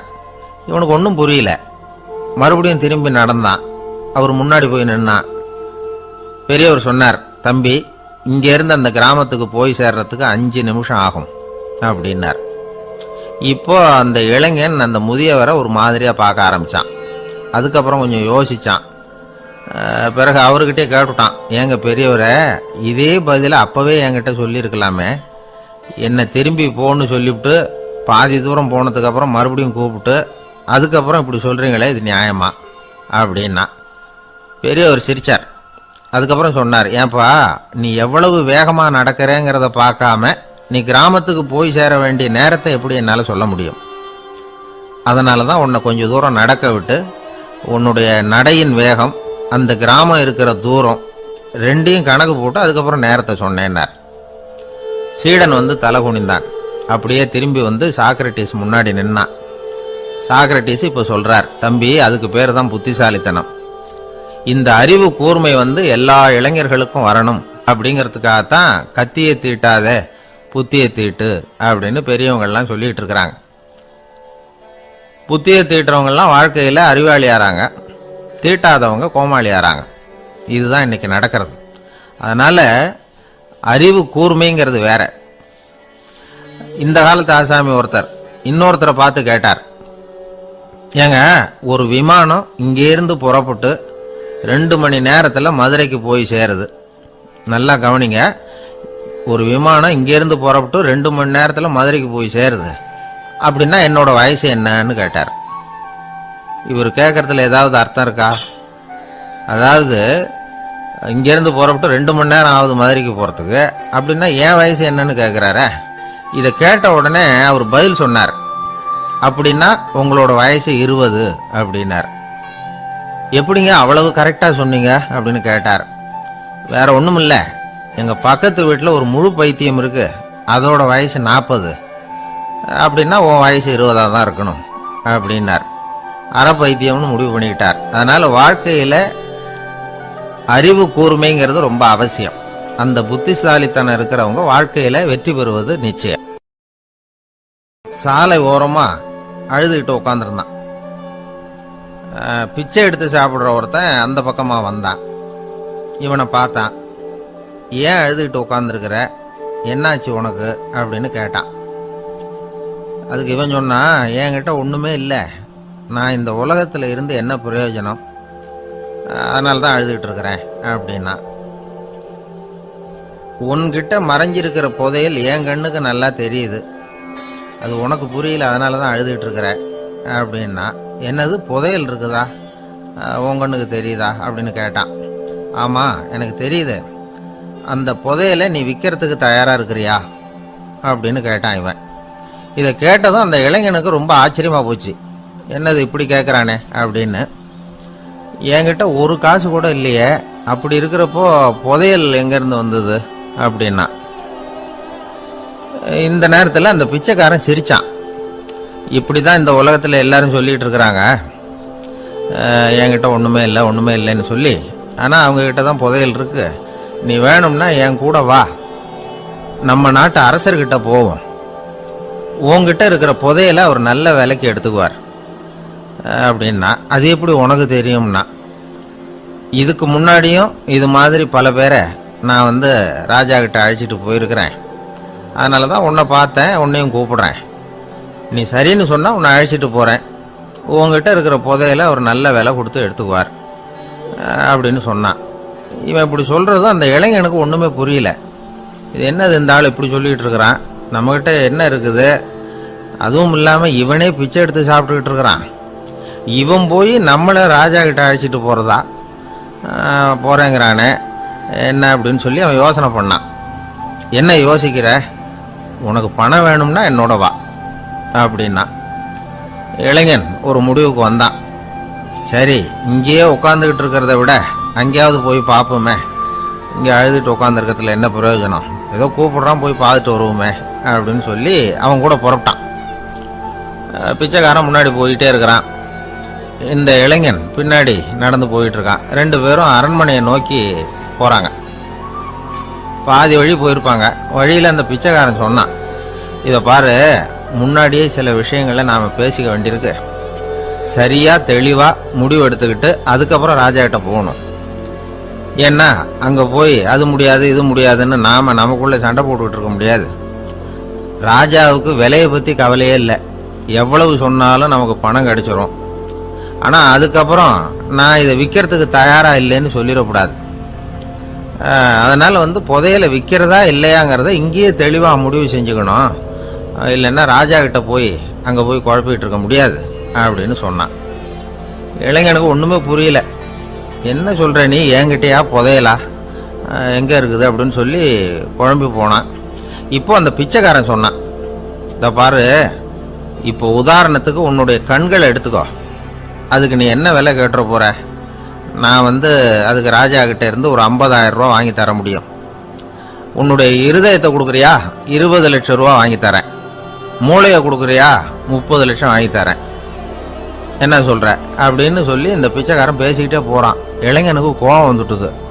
என்ன உளர்ற, உனக்கு என்ன பைத்தியமா, கண்ணையும் மூளையையும் இருதயத்தையுமா விற்பாங்க, என்ன விலை கொடுத்தாலும் அதையெல்லாம் நான் விற்கிறதுக்கு தயாராக இல்லை, நான் விற்க மாட்டேன், அதை கொடுத்துட்டு நான் என்ன பண்ணுறது, இப்படி நான் மட்டும் இல்லை யாருமே இதை விற்கிறதுக்கு தயாராக இருக்க மாட்டாங்க அப்படின்னு சொன்னான் அந்த இளைஞன். இவன் இப்படி சொன்னதும் அந்த பிச்சைக்காரன் வாய் விட்டு சிரிக்க ஆரம்பிச்சுட்டான். இப்போ பைத்தியமானது நானா நீயா, லட்சக்கணக்கான கோடிக்கணக்கான ரூபாய் பொறுமானம் உள்ள பொருள்களை உங்ககிட்டயே வச்சுக்கிட்டு விற்க முடியாதுன்னு சொல்கிற நீ தான் ஏழை, என்கிட்ட ஒன்றுமே இல்லைன்னு மரத்தடியில் உட்காந்து அழுதுகிட்டு இருக்கிறிய அப்படின்னு சொன்னான். இன்னைக்கு பார்த்தீங்கன்னா பல பேர் தன்கிட்ட புதைஞ்சிருக்கிற ஆற்றலை புரிஞ்சிக்க முடியாமல் அவதிப்பட்டுக்கிட்டு இருக்கிறாங்க. நம்மக்கிட்ட என்ன இருக்குங்கிறது அவங்களுக்கு தெரியறதில்ல, அதனால தான் என்கிட்ட ஒன்றுமே இல்லைன்னு சொல்லி அழுதுகிட்டு இருக்கிறாங்க. இதை விளங்க வைக்கிறதுக்கு பெரியவங்க சொல்கிற கதை இது. நம்மக்கிட்ட இருக்கிற புதையலை நாம தான் தோண்டி எடுக்கணும். உண்மையான புதையலுங்கிறது உள்ளே இருக்குது, ஆனால் அதை வெளியில் தேடுற ஆசாமிகள் தான் அதிகம். சராசரி மனித இயல்பு அப்படி. நம்மக்கிட்ட விலை மதிக்க முடியாத பகுத்தறிவு இருக்குது, அதை வச்சுக்கிட்டு வாழ்க்கையில் முன்னேறதுக்கு முயற்சி பண்ணணும். என்கிட்ட ஒன்றுமே இல்லைன்னு நினச்சி ஓரமாக உட்காந்துடக்கூடாது. முயற்சி செஞ்சால் முடியாத காரியம் எதுவுமே இல்லை. ஒரு ரயில்வே ஸ்டேஷன் பக்கம் வெளியில் ஒரு டாக்ஸி நின்றுட்டு இருந்தது. அந்த பக்கமாக வந்த ஒருத்தர் டாக்ஸி டிரைவரை பார்த்து சொன்னார், ஐயா, உங்கள் வண்டியில் பின் சீட்டில் ஒரு மணி பர்ஸு கிடக்கு, யாரோ மறந்து விட்டுட்டு போயிருக்கிறாங்க அப்படின்னாரு. இல்லை அது காலி பர்ஸு தான், நான் தான் அதை அங்கே போட்டு வச்சிருக்கிறேன்னார் டிரைவர். ஏன்னு கேட்டார் அவர். இதுக்கு டிரைவர் சொன்னார், அதை பார்க்குற யாராவது அதை எடுத்துக்கலாம்ங்கிற ஆசையிலையாவது சவாரிக்கு வருவாங்க, அதுக்காக தான் போட்டு வச்சிருக்கிறேன் அப்படின்னார். ஒரு நண்பர் அவசரமாக என்கிட்ட ஓடி வந்தார். அப்புறம் சொன்னார், என்னால் நம்பவே முடியல சார், என் பையனா இப்படி அப்படின்னு சொல்லி ஆச்சரியப்பட்டார். உங்கள் பையன் அப்படி என்ன தான் செஞ்சுட்டான்னு கேட்டேன். என்னால் முடியாத ஒரு காரியத்தை அவன் சுலபமாக செஞ்சுட்டான் சார் அப்படின்னார். அது என்ன, உங்களால் முடியாத காரியத்தை அவன் செஞ்சுட்டாங்கிறீங்க, அது என்ன காரியம்னு தான் சொல்லுங்களேன். என்ன, 5ஆம் வகுப்பில் ஒரே தடவையில் பாஸ் ஆகிட்டான் சார், அதாவது ஒரே அட்டம்ப்டில் பாஸ் ஆகிருக்கிறான் அப்படின்னார். மூச்சு வாங்க. கஷ்டப்பட்டு பரீட்சை எழுதினவன் அவன், இவருக்கு மூச்சு வாங்குது. நம்மால் செய்ய முடியாத ஒரு காரியத்தை இன்னொருத்தர் செய்யும் போது அது நமக்கு ஆச்சரியமாக தெரியுது. இப்போ சர்க்கஸ் பார்க்குறோம், அங்கே ஒருத்தர் அந்த இடத்துல தொங்குறார், அதை பார்க்குறப்போ அது நமக்கு ஆச்சரியமாக தெரியுது. ஏன்னா அது மாதிரி அந்த இடத்துல தொங்குறதுங்கிறது நம்மால் முடியாத காரியம். நம்மால் முடியாத ஒன்றை அடுத்த ஒருத்தர் ரொம்ப சுலபமாக செய்கிறப்போ நாம் மருள்வது இயற்கை. இதைத்தான் தொல்காப்பியம் மருட்கை அப்படின்னு சொல்லுது. இந்த வியப்பு இருக்குதே, இது 4 வகையில் ஏற்படுதான். அதையும் தொல்காப்பியம் தான் சொல்லுது. அது என்ன 4 வகை அப்படின்னா, முதல் வகை எப்படின்னா புதுமையான அரிய செயல்களை செய்வது. 2வது வகை என்னன்னா பெரிய செயல்களை செய்யறது. மூணாவது வகை எப்படின்னா மிக நுட்பமான செயல்களை செய்யறது. நாலாவது வகை ஆக்கம் தரும் செயல்களை செய்யறது. புதுமை, பெருமை, சிறுமை, ஆக்கமோடு மதினம் சாலா மருட்கை நான்கே அப்படிங்கிறது தொல்காப்பியம். இன்னைக்கு விஞ்ஞானம் புதுசு புதுசா எதையோ கண்டுபிடிச்சிக்கிட்டு இருக்குது. அந்த கண்டுபிடிப்புகளை எல்லாம் பார்க்கறப்போ ஆரம்பத்துல ஆச்சரியமா இருக்கு, அதுக்கப்புறம் நமக்கு பழகி போடுது. வானொலி பெட்டி புதுசா வந்தப்போ அதை சுற்றி எவ்வளவு கும்பல், ஒரு பெட்டி பேசுது அப்படிங்கிறது எவ்வளவு வியப்புக்குரிய விஷயம். இப்ப யாரும் வானொலி பெட்டியை ரொம்ப ஆச்சரியத்தோட பாக்குறது இல்ல. வச்சிருந்தாதான் ஆச்சரியமா பார்ப்பாங்க சில பேர், இந்த காலத்துல இப்படி வச்சிருக்கிறாரேன்னு சொல்லி. மாறா அதை அலட்சியமாவும் பார்க்க ஆரம்பிச்சுட்டாங்க. மதினம் சாலா மருட்கை அப்படின்னு ஒரு சொற்றொடர் வருது பாருங்க, அதுல கருத்தாழம் உண்டு. எதை பத்தியும் போதுமான அளவு புரிஞ்சிக்காதப்போ ஒருத்தர் ஆச்சரியப்படுறார், புரிஞ்சுக்கிட்டதுக்கு அப்புறம் ஆச்சரியம் மறைஞ்சு போடுது. மிக நுட்பமான செயல்களும் நம்மளை ஆச்சரியப்பட வைக்குது. ஒரு அரிசியில ஒரு திருக்குறள் எழுதி காட்டுறாங்க, ஒரு முட்டை ஓட்டுக்குள்ள ஓவியம் தீட்டி காட்டுறாங்க. கருங்கல் சிற்பங்கள்ல எவ்வளவு நுட்பமான வேலைப்பாடுகள், அதையெல்லாம் பார்த்து ஆச்சரியப்படுறோம். இது மாதிரியே ஆக்கப்பூர்வமான செயல்களும் நம்மளை வியப்பில் ஆழ்த்தும். குப்பை கூலங்களை கூட வாழ்க்கைக்கு பயன்படுகிற பொருளா மாற்றுகிறவர்கள் இருக்கிறாங்க. அவங்களுடைய செயல் நமக்கு ஆச்சரியத்தை தருது. இடைக்காட்டு சித்தர்னு ஒருத்தர் இருந்தார். அவர் பாடிய மூவடி 30ங்கிற நூல்ல ஒரு பாட்டு வருது. ஆற்றல் பிறர் அறிதலின் ஆகம் கிளர்வு உறுதலின் கற்று அறிபாணர் கெழுமிய கோடலின் தோற்றம் உருகவே போற்றல் சால் வியப்பே. ஒருத்தருடைய ஆற்றல் தெரியாமல் இருந்தது, அவருடைய அரிய செயல்களை பார்க்கும் பொழுது வியப்பா இருந்தது, மனசுக்குள்ள கிளர்ச்சி. பாவலர்கள் இவர்கள் புகழப்பாடி மற்றவர்களும் தெரிந்து கொள்ளுமாறு செய்கிறார்கள். ஆக எல்லா வகையிலுமே மக்கள் தங்களுடைய வாழ்க்கையில முன்னேறுவதற்கு வழிகாட்டுகிற ஒரு மெய்ப்பாடு தான் வியப்புங்கிறது. இன்னைக்கு இளைஞர்கள் இதை நல்லா புரிஞ்சுக்கணும். ஆச்சரியப்படுங்கள், ஆச்சரியப்பட வைப்பீர்கள். இந்த காலத்துல நம்ம எப்படி எல்லாமோ ஆச்சரியப்பட வைக்கிற அதிசய மனிதர்கள் இருக்கிறாங்க. ஒரு ஆளை பிடிச்சி ஜெயிலுக்கு கொண்டுட்டு வந்தாங்க. சிறை அதிகாரி அவனை ரொம்பவும் ஆச்சரியமா பார்த்தார். இவன் கேட்டான், ஏன் சார் அப்படி பாக்குறீங்க, நான் இப்ப இங்க வந்தது உங்களுக்கு ஆச்சரியமா இருக்கா அப்படின்னு கேட்டான். இதுக்கு சிறை அதிகாரி சொன்னார், நீ இப்போ இங்க வந்ததுல எனக்கு ஒன்றும் ஆச்சரியம் இல்லப்பா, ஏற்கனவே நீ இங்கிருந்து விடுதலை ஆகி போய் 6 மாசம் ஆச்சு, இவ்வளவு லேட்டா திரும்பி வர்றியா, அதுதான் எனக்கு ஆச்சரியம் அப்படின்னாராம். இது ஒரு வகையான ஆச்சரியம். ஆனா வாழ்க்கையில வியப்புங்கிறது ஒரு தேவைப்படுகிற மெய்ப்பாடு. ஆச்சரியப்படுவோம், ஆச்சரியப்பட வைப்போம். அப்படி இந்த உண்மையை புரிந்து கொண்டோம்னா நம்ம வாழ்க்கையில வெற்றி நிச்சயம். ஒரு ஊர்ல ஒரு மன்னர் இருந்தாராம்.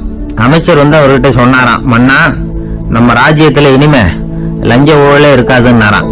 ஆஹா, அப்படின்னா ஊழல் பேர் வழிகளை எல்லாம் நாடு கடத்தியாச்சா அப்படின்னு கேட்டிருக்காரு மன்னர். இதுக்கு அவரு, அப்படி இல்லைங்க, இனிமே கொடுக்கறதுக்கு ஜனங்கள் கிட்ட பணமே இல்லை அப்படின்னாராம்.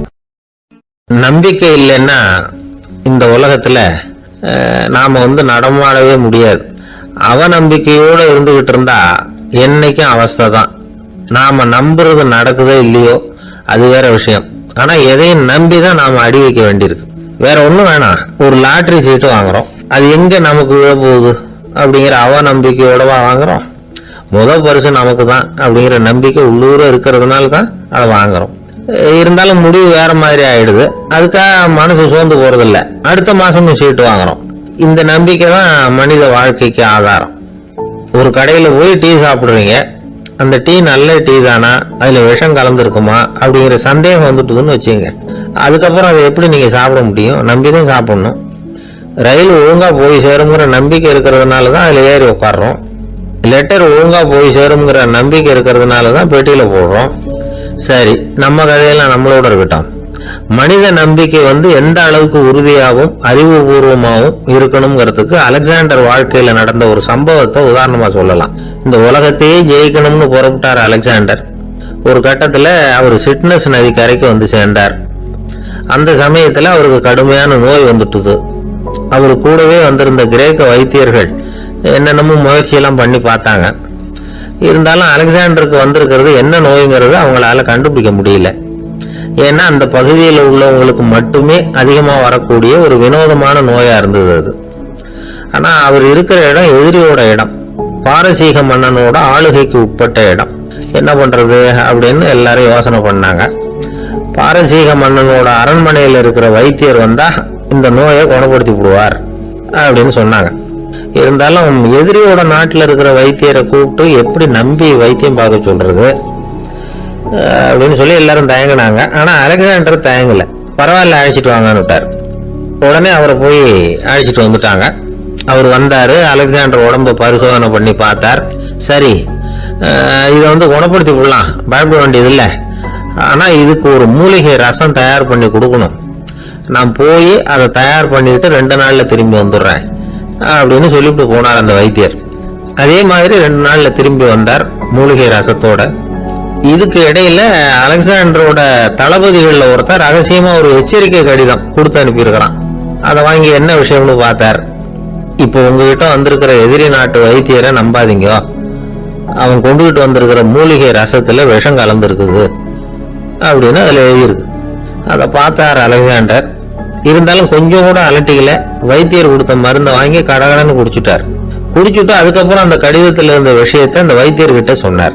வைத்தியர் தகைச்சு போயிட்டார். தன் மேல அலெக்சாண்டர் வச்சிருக்கிற நம்பிக்கையை பார்த்து அவருக்கு ரொம்ப வியப்பு. வைத்தியர் உண்மையிலேயே நல்ல மருந்து தான் கொண்டுட்டு வந்து கொடுத்துருக்கிறார், அதுல விஷம்லாம் எதுவும் கலக்கல.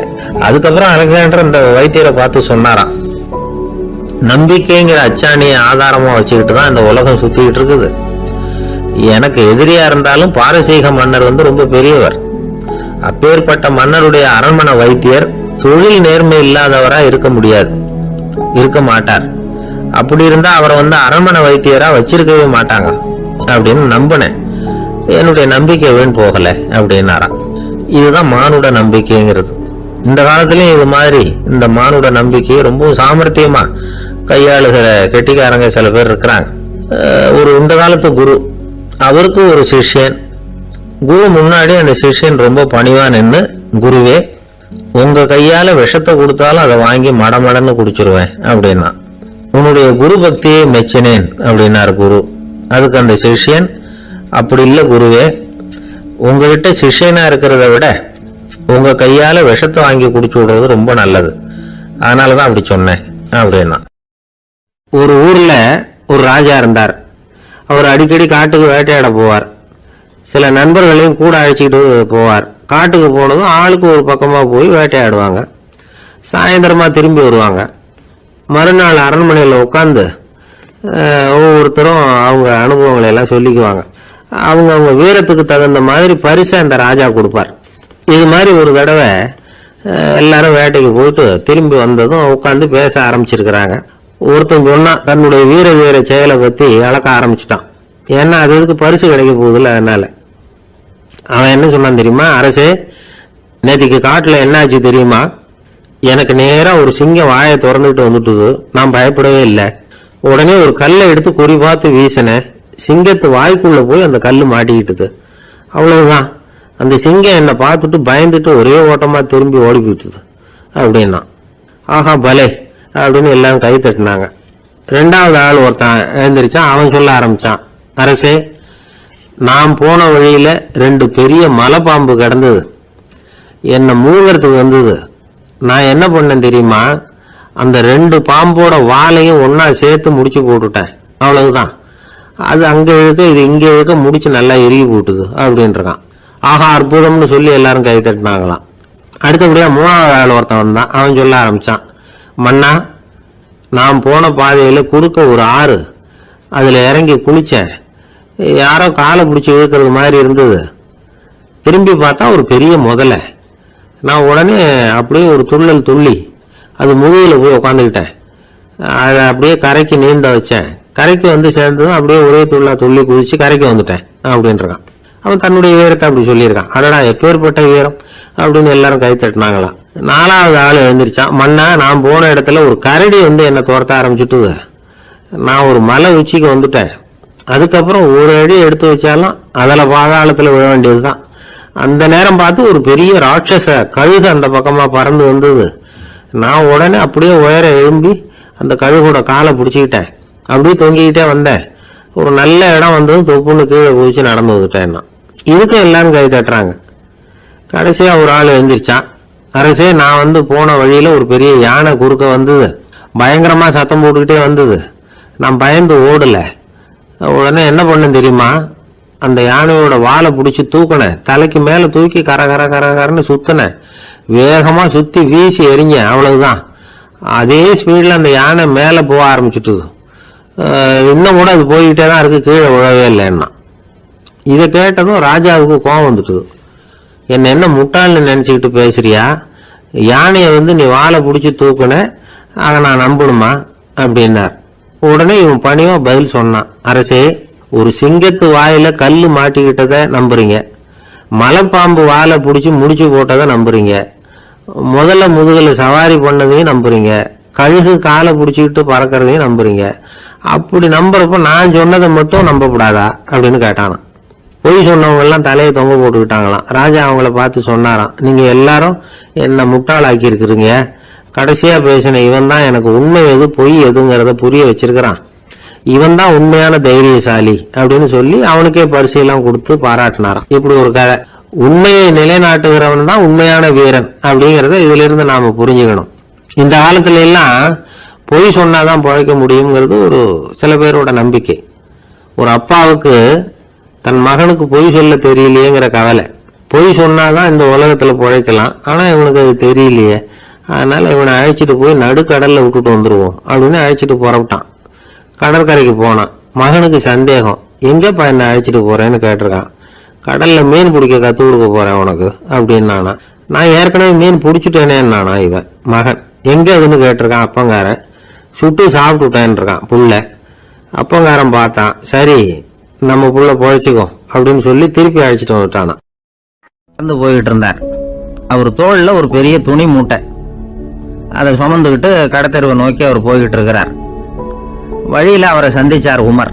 அவர் கேட்டார், கலீஃபா அவர்களே, எங்க புறப்பட்டுட்டீங்க அப்படின்னு கேட்டார். கலீஃபான்னா ஆட்சி தலைவர்னு அர்த்தம். இதுக்கு அவர் சொன்னார், நான் துணி வணிகம் செய்யறவன், அதனால துணி வியாபாரம் செய்யறதுக்காக போயிட்டு இருக்கிறேன்னார். நீங்க இப்போ இந்த நாட்டுக்கு ஆட்சி தலைவர், ஆட்சி பொறுப்புல இருக்கிறீங்க, நீங்க வியாபாரம் செய்ய போட்டா அரசு பணிகளை செய்யறது யாரு அப்படின்னு கேட்டார் அவர். நான் அரசு பணிகளை மட்டுமே செஞ்சுக்கிட்டு இருந்தா என் குடும்பத்தை காப்பாத்துறது யாரு அப்படின்னு கேட்டார் அவர். இப்படி கேட்டவர் யார் தெரியுமா? அவர் தான் அபூபக்கர், இறை தூதர் முகமது அவர்களுக்கு பிறகு கலீஃபாவாக தேர்ந்தெடுக்கப்பட்டவர். அப்போலாம் ஆட்சி தலைவர்களுக்கு சம்பளம்னு எதுவும் கிடையாது. இந்த பிரச்சனையை எப்படி தீர்க்கிறதுன்னு யோசனை பண்ணார் உமர். அபு உபைதா அவர்கள்கிட்ட அழைச்சிட்டு போனார். அவர் யாருன்னா, அவர் தான் பொது நிதி கருவூலத்தின் பொறுப்பாளர். அவர்கிட்ட பிரச்சனையை சொன்னார்.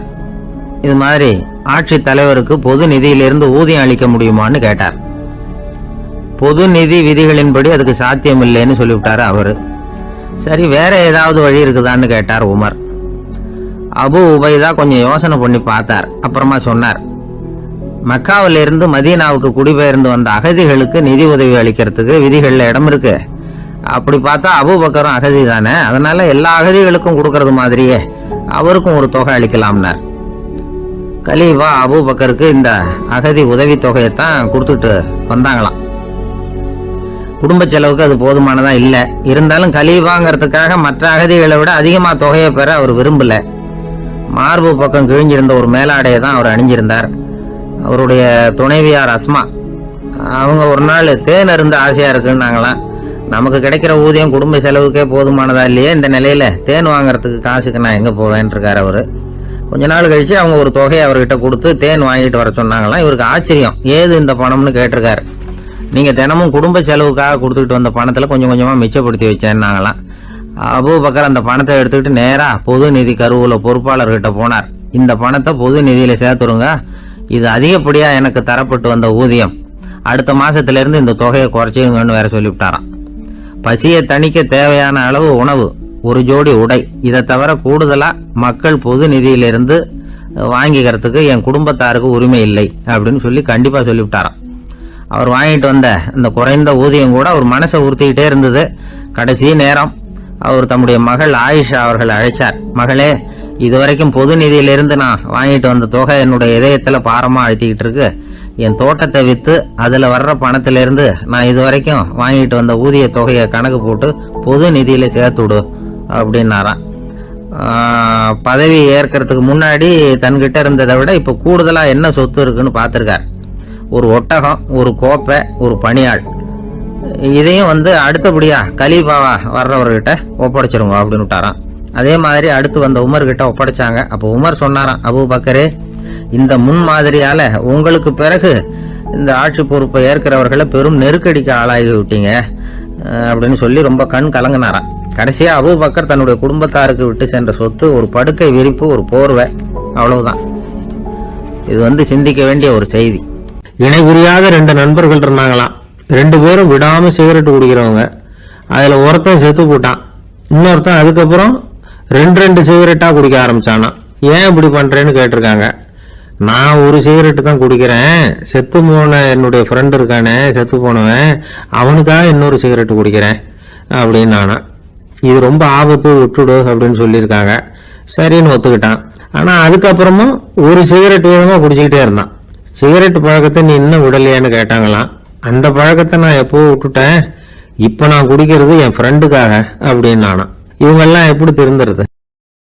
ஒரு பள்ளிக்கூடம் வகுப்பு நடந்துகிட்டு இருக்கு. ஆசிரியர் பாடம் நடத்திக்கிட்டு இருக்கிறார்.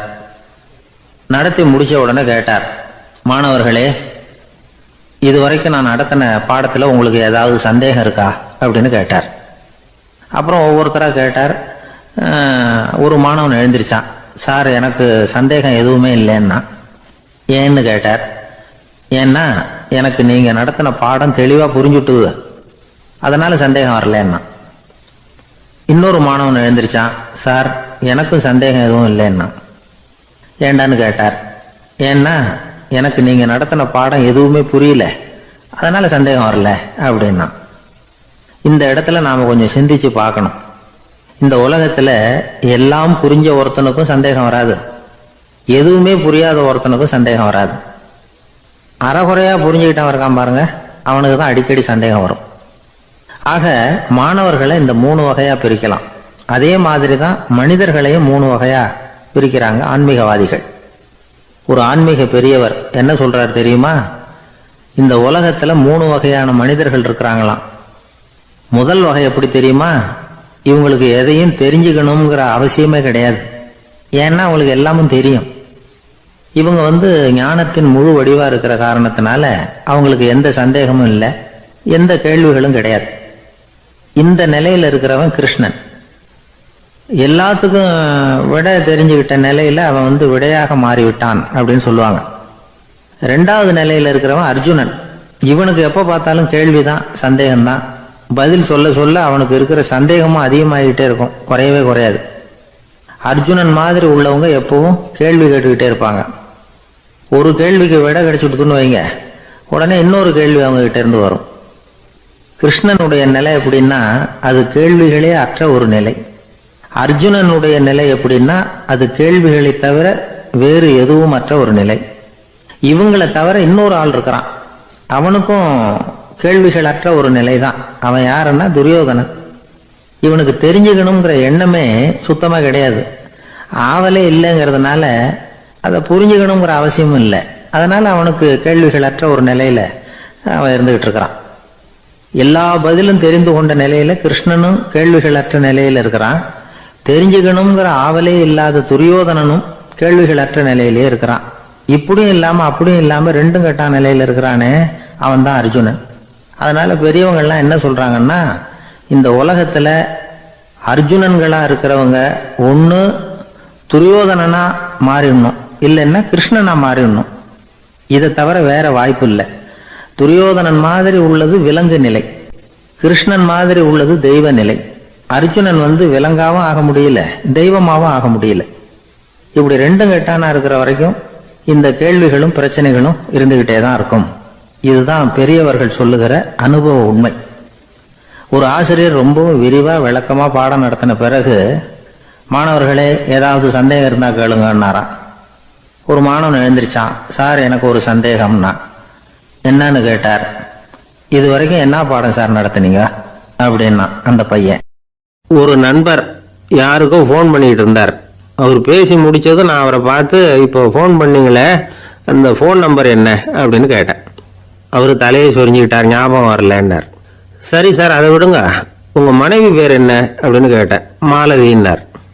என்ன சார் இது வேடிக்கை? கொஞ்ச நேரத்துக்கு முன்னாடி பேசின ஃபோன் நம்பர் மறந்து போச்சு. எப்போவோ கல்யாணம் பண்ணிக்கிட்ட மனைவி பேர் மறக்கல, அதை கரெக்டாக சொல்லிவிட்டீங்களே அப்படின்னு கேட்டேன். அவர் என்ன ஒரு மாதிரியாக பார்த்தார். அவர் அப்படி என்னை பார்த்ததில் ஒன்றும் தப்பு இல்லை. ஏன்னா நாம் எல்லாருமே அப்படித்தானே. ஒரு குறிப்பிட்ட காரியத்துக்காக தொலைபேசியில் ஒருத்தட்ட பேசுகிறோம். அதுக்கப்புறம் அந்த எண் நமக்கு அனாவசியம், அதனால் மறந்துடுறோம். இதுக்கு பேர் தான் தற்காலிக ஞாபகம். ஆனால் மனைவி பேரை மறந்துட முடியுமா? முடியாது. அது அவசியமான ஒன்று. அடிக்கடி அந்த பேரை உபயோகப்படுத்துகிறோம். அதனாலேயே அது முக்கியங்கிறதுனாலேயே அதை மறக்கிறது இல்லை. இதுக்கு பேர் நிரந்தர ஞாபகம். சரி, இந்த தற்காலிக ஞாபகம், நிரந்தர ஞாபகம், இது ரெண்டு ஞாபக அளவுகளையும் கட்டுப்படுத்துறது எது அப்படின்னா மூளைக்குள்ள நடக்கிற மின்சார நடவடிக்கைகள் தான். தற்காலிக ஞாபகம் ஒரு மின்னல் மாதிரி தோன்றி மறையுது. நிரந்தர ஞாபகம் ஒரு படிவம் போல மூளையில படிஞ்சுடுது. ஒரு சம்பவத்தின் பல பிரதிகள் மூளையில பல்வேறு பகுதிகளிலேயும் படிகிறதுனால ஒன்று மறைஞ்சாலும் மறந்தாலும் இன்னொன்று மறையறதில்லை. இப்படிப்பட்ட நிலைமையில தான் இந்த தொண்டையில இருக்கு, வாயில வரமாட்டேங்குது சார் அப்படிமா. ஒருத்தருக்கு எந்த துறையில ஆர்வமும் ஈடுபாடும் அதிகமோ அது சம்பந்தமான ஞாபக சக்தி அதிகமா இருக்கும். தொழிலை விரும்புகிற ஒரு டெலிஃபோன் ஆபரேட்டருக்கு எண்கள்லாம் நல்ல ஞாபகம் இருக்கும். அது மாதிரி கவிஞர்களுக்கு வார்த்தைகள் நல்ல ஞாபகத்தில் இருக்கும். இது ஒரு பக்கம் இருந்தாலும் ஒரு மூளை எண்களை விட எழுத்துக்களை விட படங்களை ரொம்ப சுலபமா ஞாபகத்தில் வச்சுக்குது. புரிஞ்சுக்கிற தன்மை, அனுபவம், புத்தி கூர்மை இது கூடி குறையிறத பொறுத்து ஞாபக சக்தியும் ஏறும் இறங்கும். இப்போ உதாரணத்துக்கு ஒரு பையனுக்கு படித்தது எதுவும் ஞாபகத்தில் இல்லைன்னா அவன் அதை சரியா புரிஞ்சுக்கலன்னு அர்த்தம். இந்த மறதிங்கிறது எந்த சமயத்தில் ஒரு பிரச்சனை ஆகுது தெரியுமா? உங்களுக்கு வேண்டியப்பட்ட ஒருத்தரை ஞாயிற்றுக்கிழமை சாயந்தரம் சரியா 5 மணிக்கு கடற்கரைக்கு வர சொல்லிவிட்டு அந்த நேரத்தை மறந்துட்டா அது பரவாயில்ல, வர சொன்னதையே மறந்துட்டாதான் நிலைமை மோசம்னு அர்த்தம். இப்படி இருந்தா இது சிகிச்சை எடுத்துக்க வேண்டிய நிலைமைங்கிறத புரிஞ்சுக்கணும். ஆமா, இதுக்கும் மருந்து இருக்கு. ஆனா மூளை குறிப்பிட்ட அளவுக்கும் கீழே இயங்குறப்போ இன்னொன்னு சொல்லுவாங்க, இந்த நியூரோ டிரான்ஸ்மிட்டர் அப்படின்னு சொல்லுவாங்க. அப்படிங்கிற மூளை ரசாயனம் ரொம்பவும் குறைஞ்சி போறப்போ மட்டும்தான் உபயோகப்படும். டாக்டர் என்ன சொல்றாங்க தெரியுமா? மூளையை பொறுத்த வரைக்கும் அதுல ஞாபக சக்தி அதிகமா உள்ள மூளை, மறதி உள்ள மூளை அப்படின்னு ஒன்றும் கிடையாது அப்படிங்கிறாங்க. நினைவு வச்சுக்கிறதுக்கு பயிற்சி அளிக்கப்பட்ட மூளை, பயிற்சியற்ற மூளை அப்படின்னு வேணும்னா சொல்லலாம் அப்படின்னு சொல்றாங்க. அதனால நம்ம ஞாபக சக்திங்கிறது நம்ம கிட்ட இருக்கிற பயிற்சி, முயற்சி இதை பொறுத்து தான் அமையும். ஒருத்தர் ஒரு பென்சிலை எங்கேயோ வச்சுக்கிட்டு தேடிக்கிட்டு இருந்தார். அப்புறம் என்னமோ தீவிரமா யோசனை பண்ணி அதை ஞாபகப்படுத்தி பார்த்துக்கிட்டு இருந்தாராம். எதிரில் உட்காந்துருந்தவர் சொன்னார், பென்சிலை தானே தேடிக்கிட்டு இருக்கீங்க, அது உங்க வலது காதில் இருக்குது சார் அப்படின்னாராம் அவரு. இதுக்கு அவரு சொல்லியிருக்காரு, பென்சிலை வலது காதில் தான் வச்சிருக்கேங்கிறது எனக்கு நல்லா ஞாபகம் இருக்கு, ஆனா எது வலது காதுங்கிறது தான் மறந்து போச்சு அப்படின்னாராம். அவர் அதை தான் யோசிச்சுட்டு இருந்திருக்கிறார். துஷ்டரை கண்டால் தூர விலகு, இப்படி ஒரு பழமொழி உண்டு. எதுக்காக இப்படி சொல்லி வச்சாங்க? துஷ்டன் ஏதாவது தொந்தரவு கொடுப்பான், அதனால அவனை கண்டா பயந்துகிட்டு ஓடி ஒளிஞ்சுக்கோ அப்படின்னா இதுக்கு அர்த்தம் அப்படி இல்லை. ஒரு துஷ்டன் கிட்ட நெருங்கி போறோம்னு வச்சுக்கோங்க, அவன் நமக்கு கெடுதலான ஆலோசனைகள் எதையும் சொல்லலாம், அல்லது அவன் தீய உணர்வுகள் உள்ளவனா இருக்கலாம், அல்லது தீய செயல்கள் செய்யக்கூடியவனா இருக்கலாம், அல்லது தீய நட்புனால அவன் ஏற்கனவே கெட்டு போனவனா கூட இருக்கலாம். இப்படிப்பட்டவனை நெருங்கி போனா அவனோட பாதிப்பு நமக்கும் வந்துடும். அதனால விலகி போ அப்படின்னு சொல்றாங்க. இதையே கொஞ்சம் விவரமா இப்ப பார்ப்போமே. இப்ப இந்த துஷ்டர்களை 4 வகையா பிரிக்கிறாங்க. இந்த 4 வகைக்கும் உதாரணம் வேணும்னா வேற எங்கேயும் போக வேண்டியதில்லை, மகாபாரதத்தை பார்த்தாவே போதும்.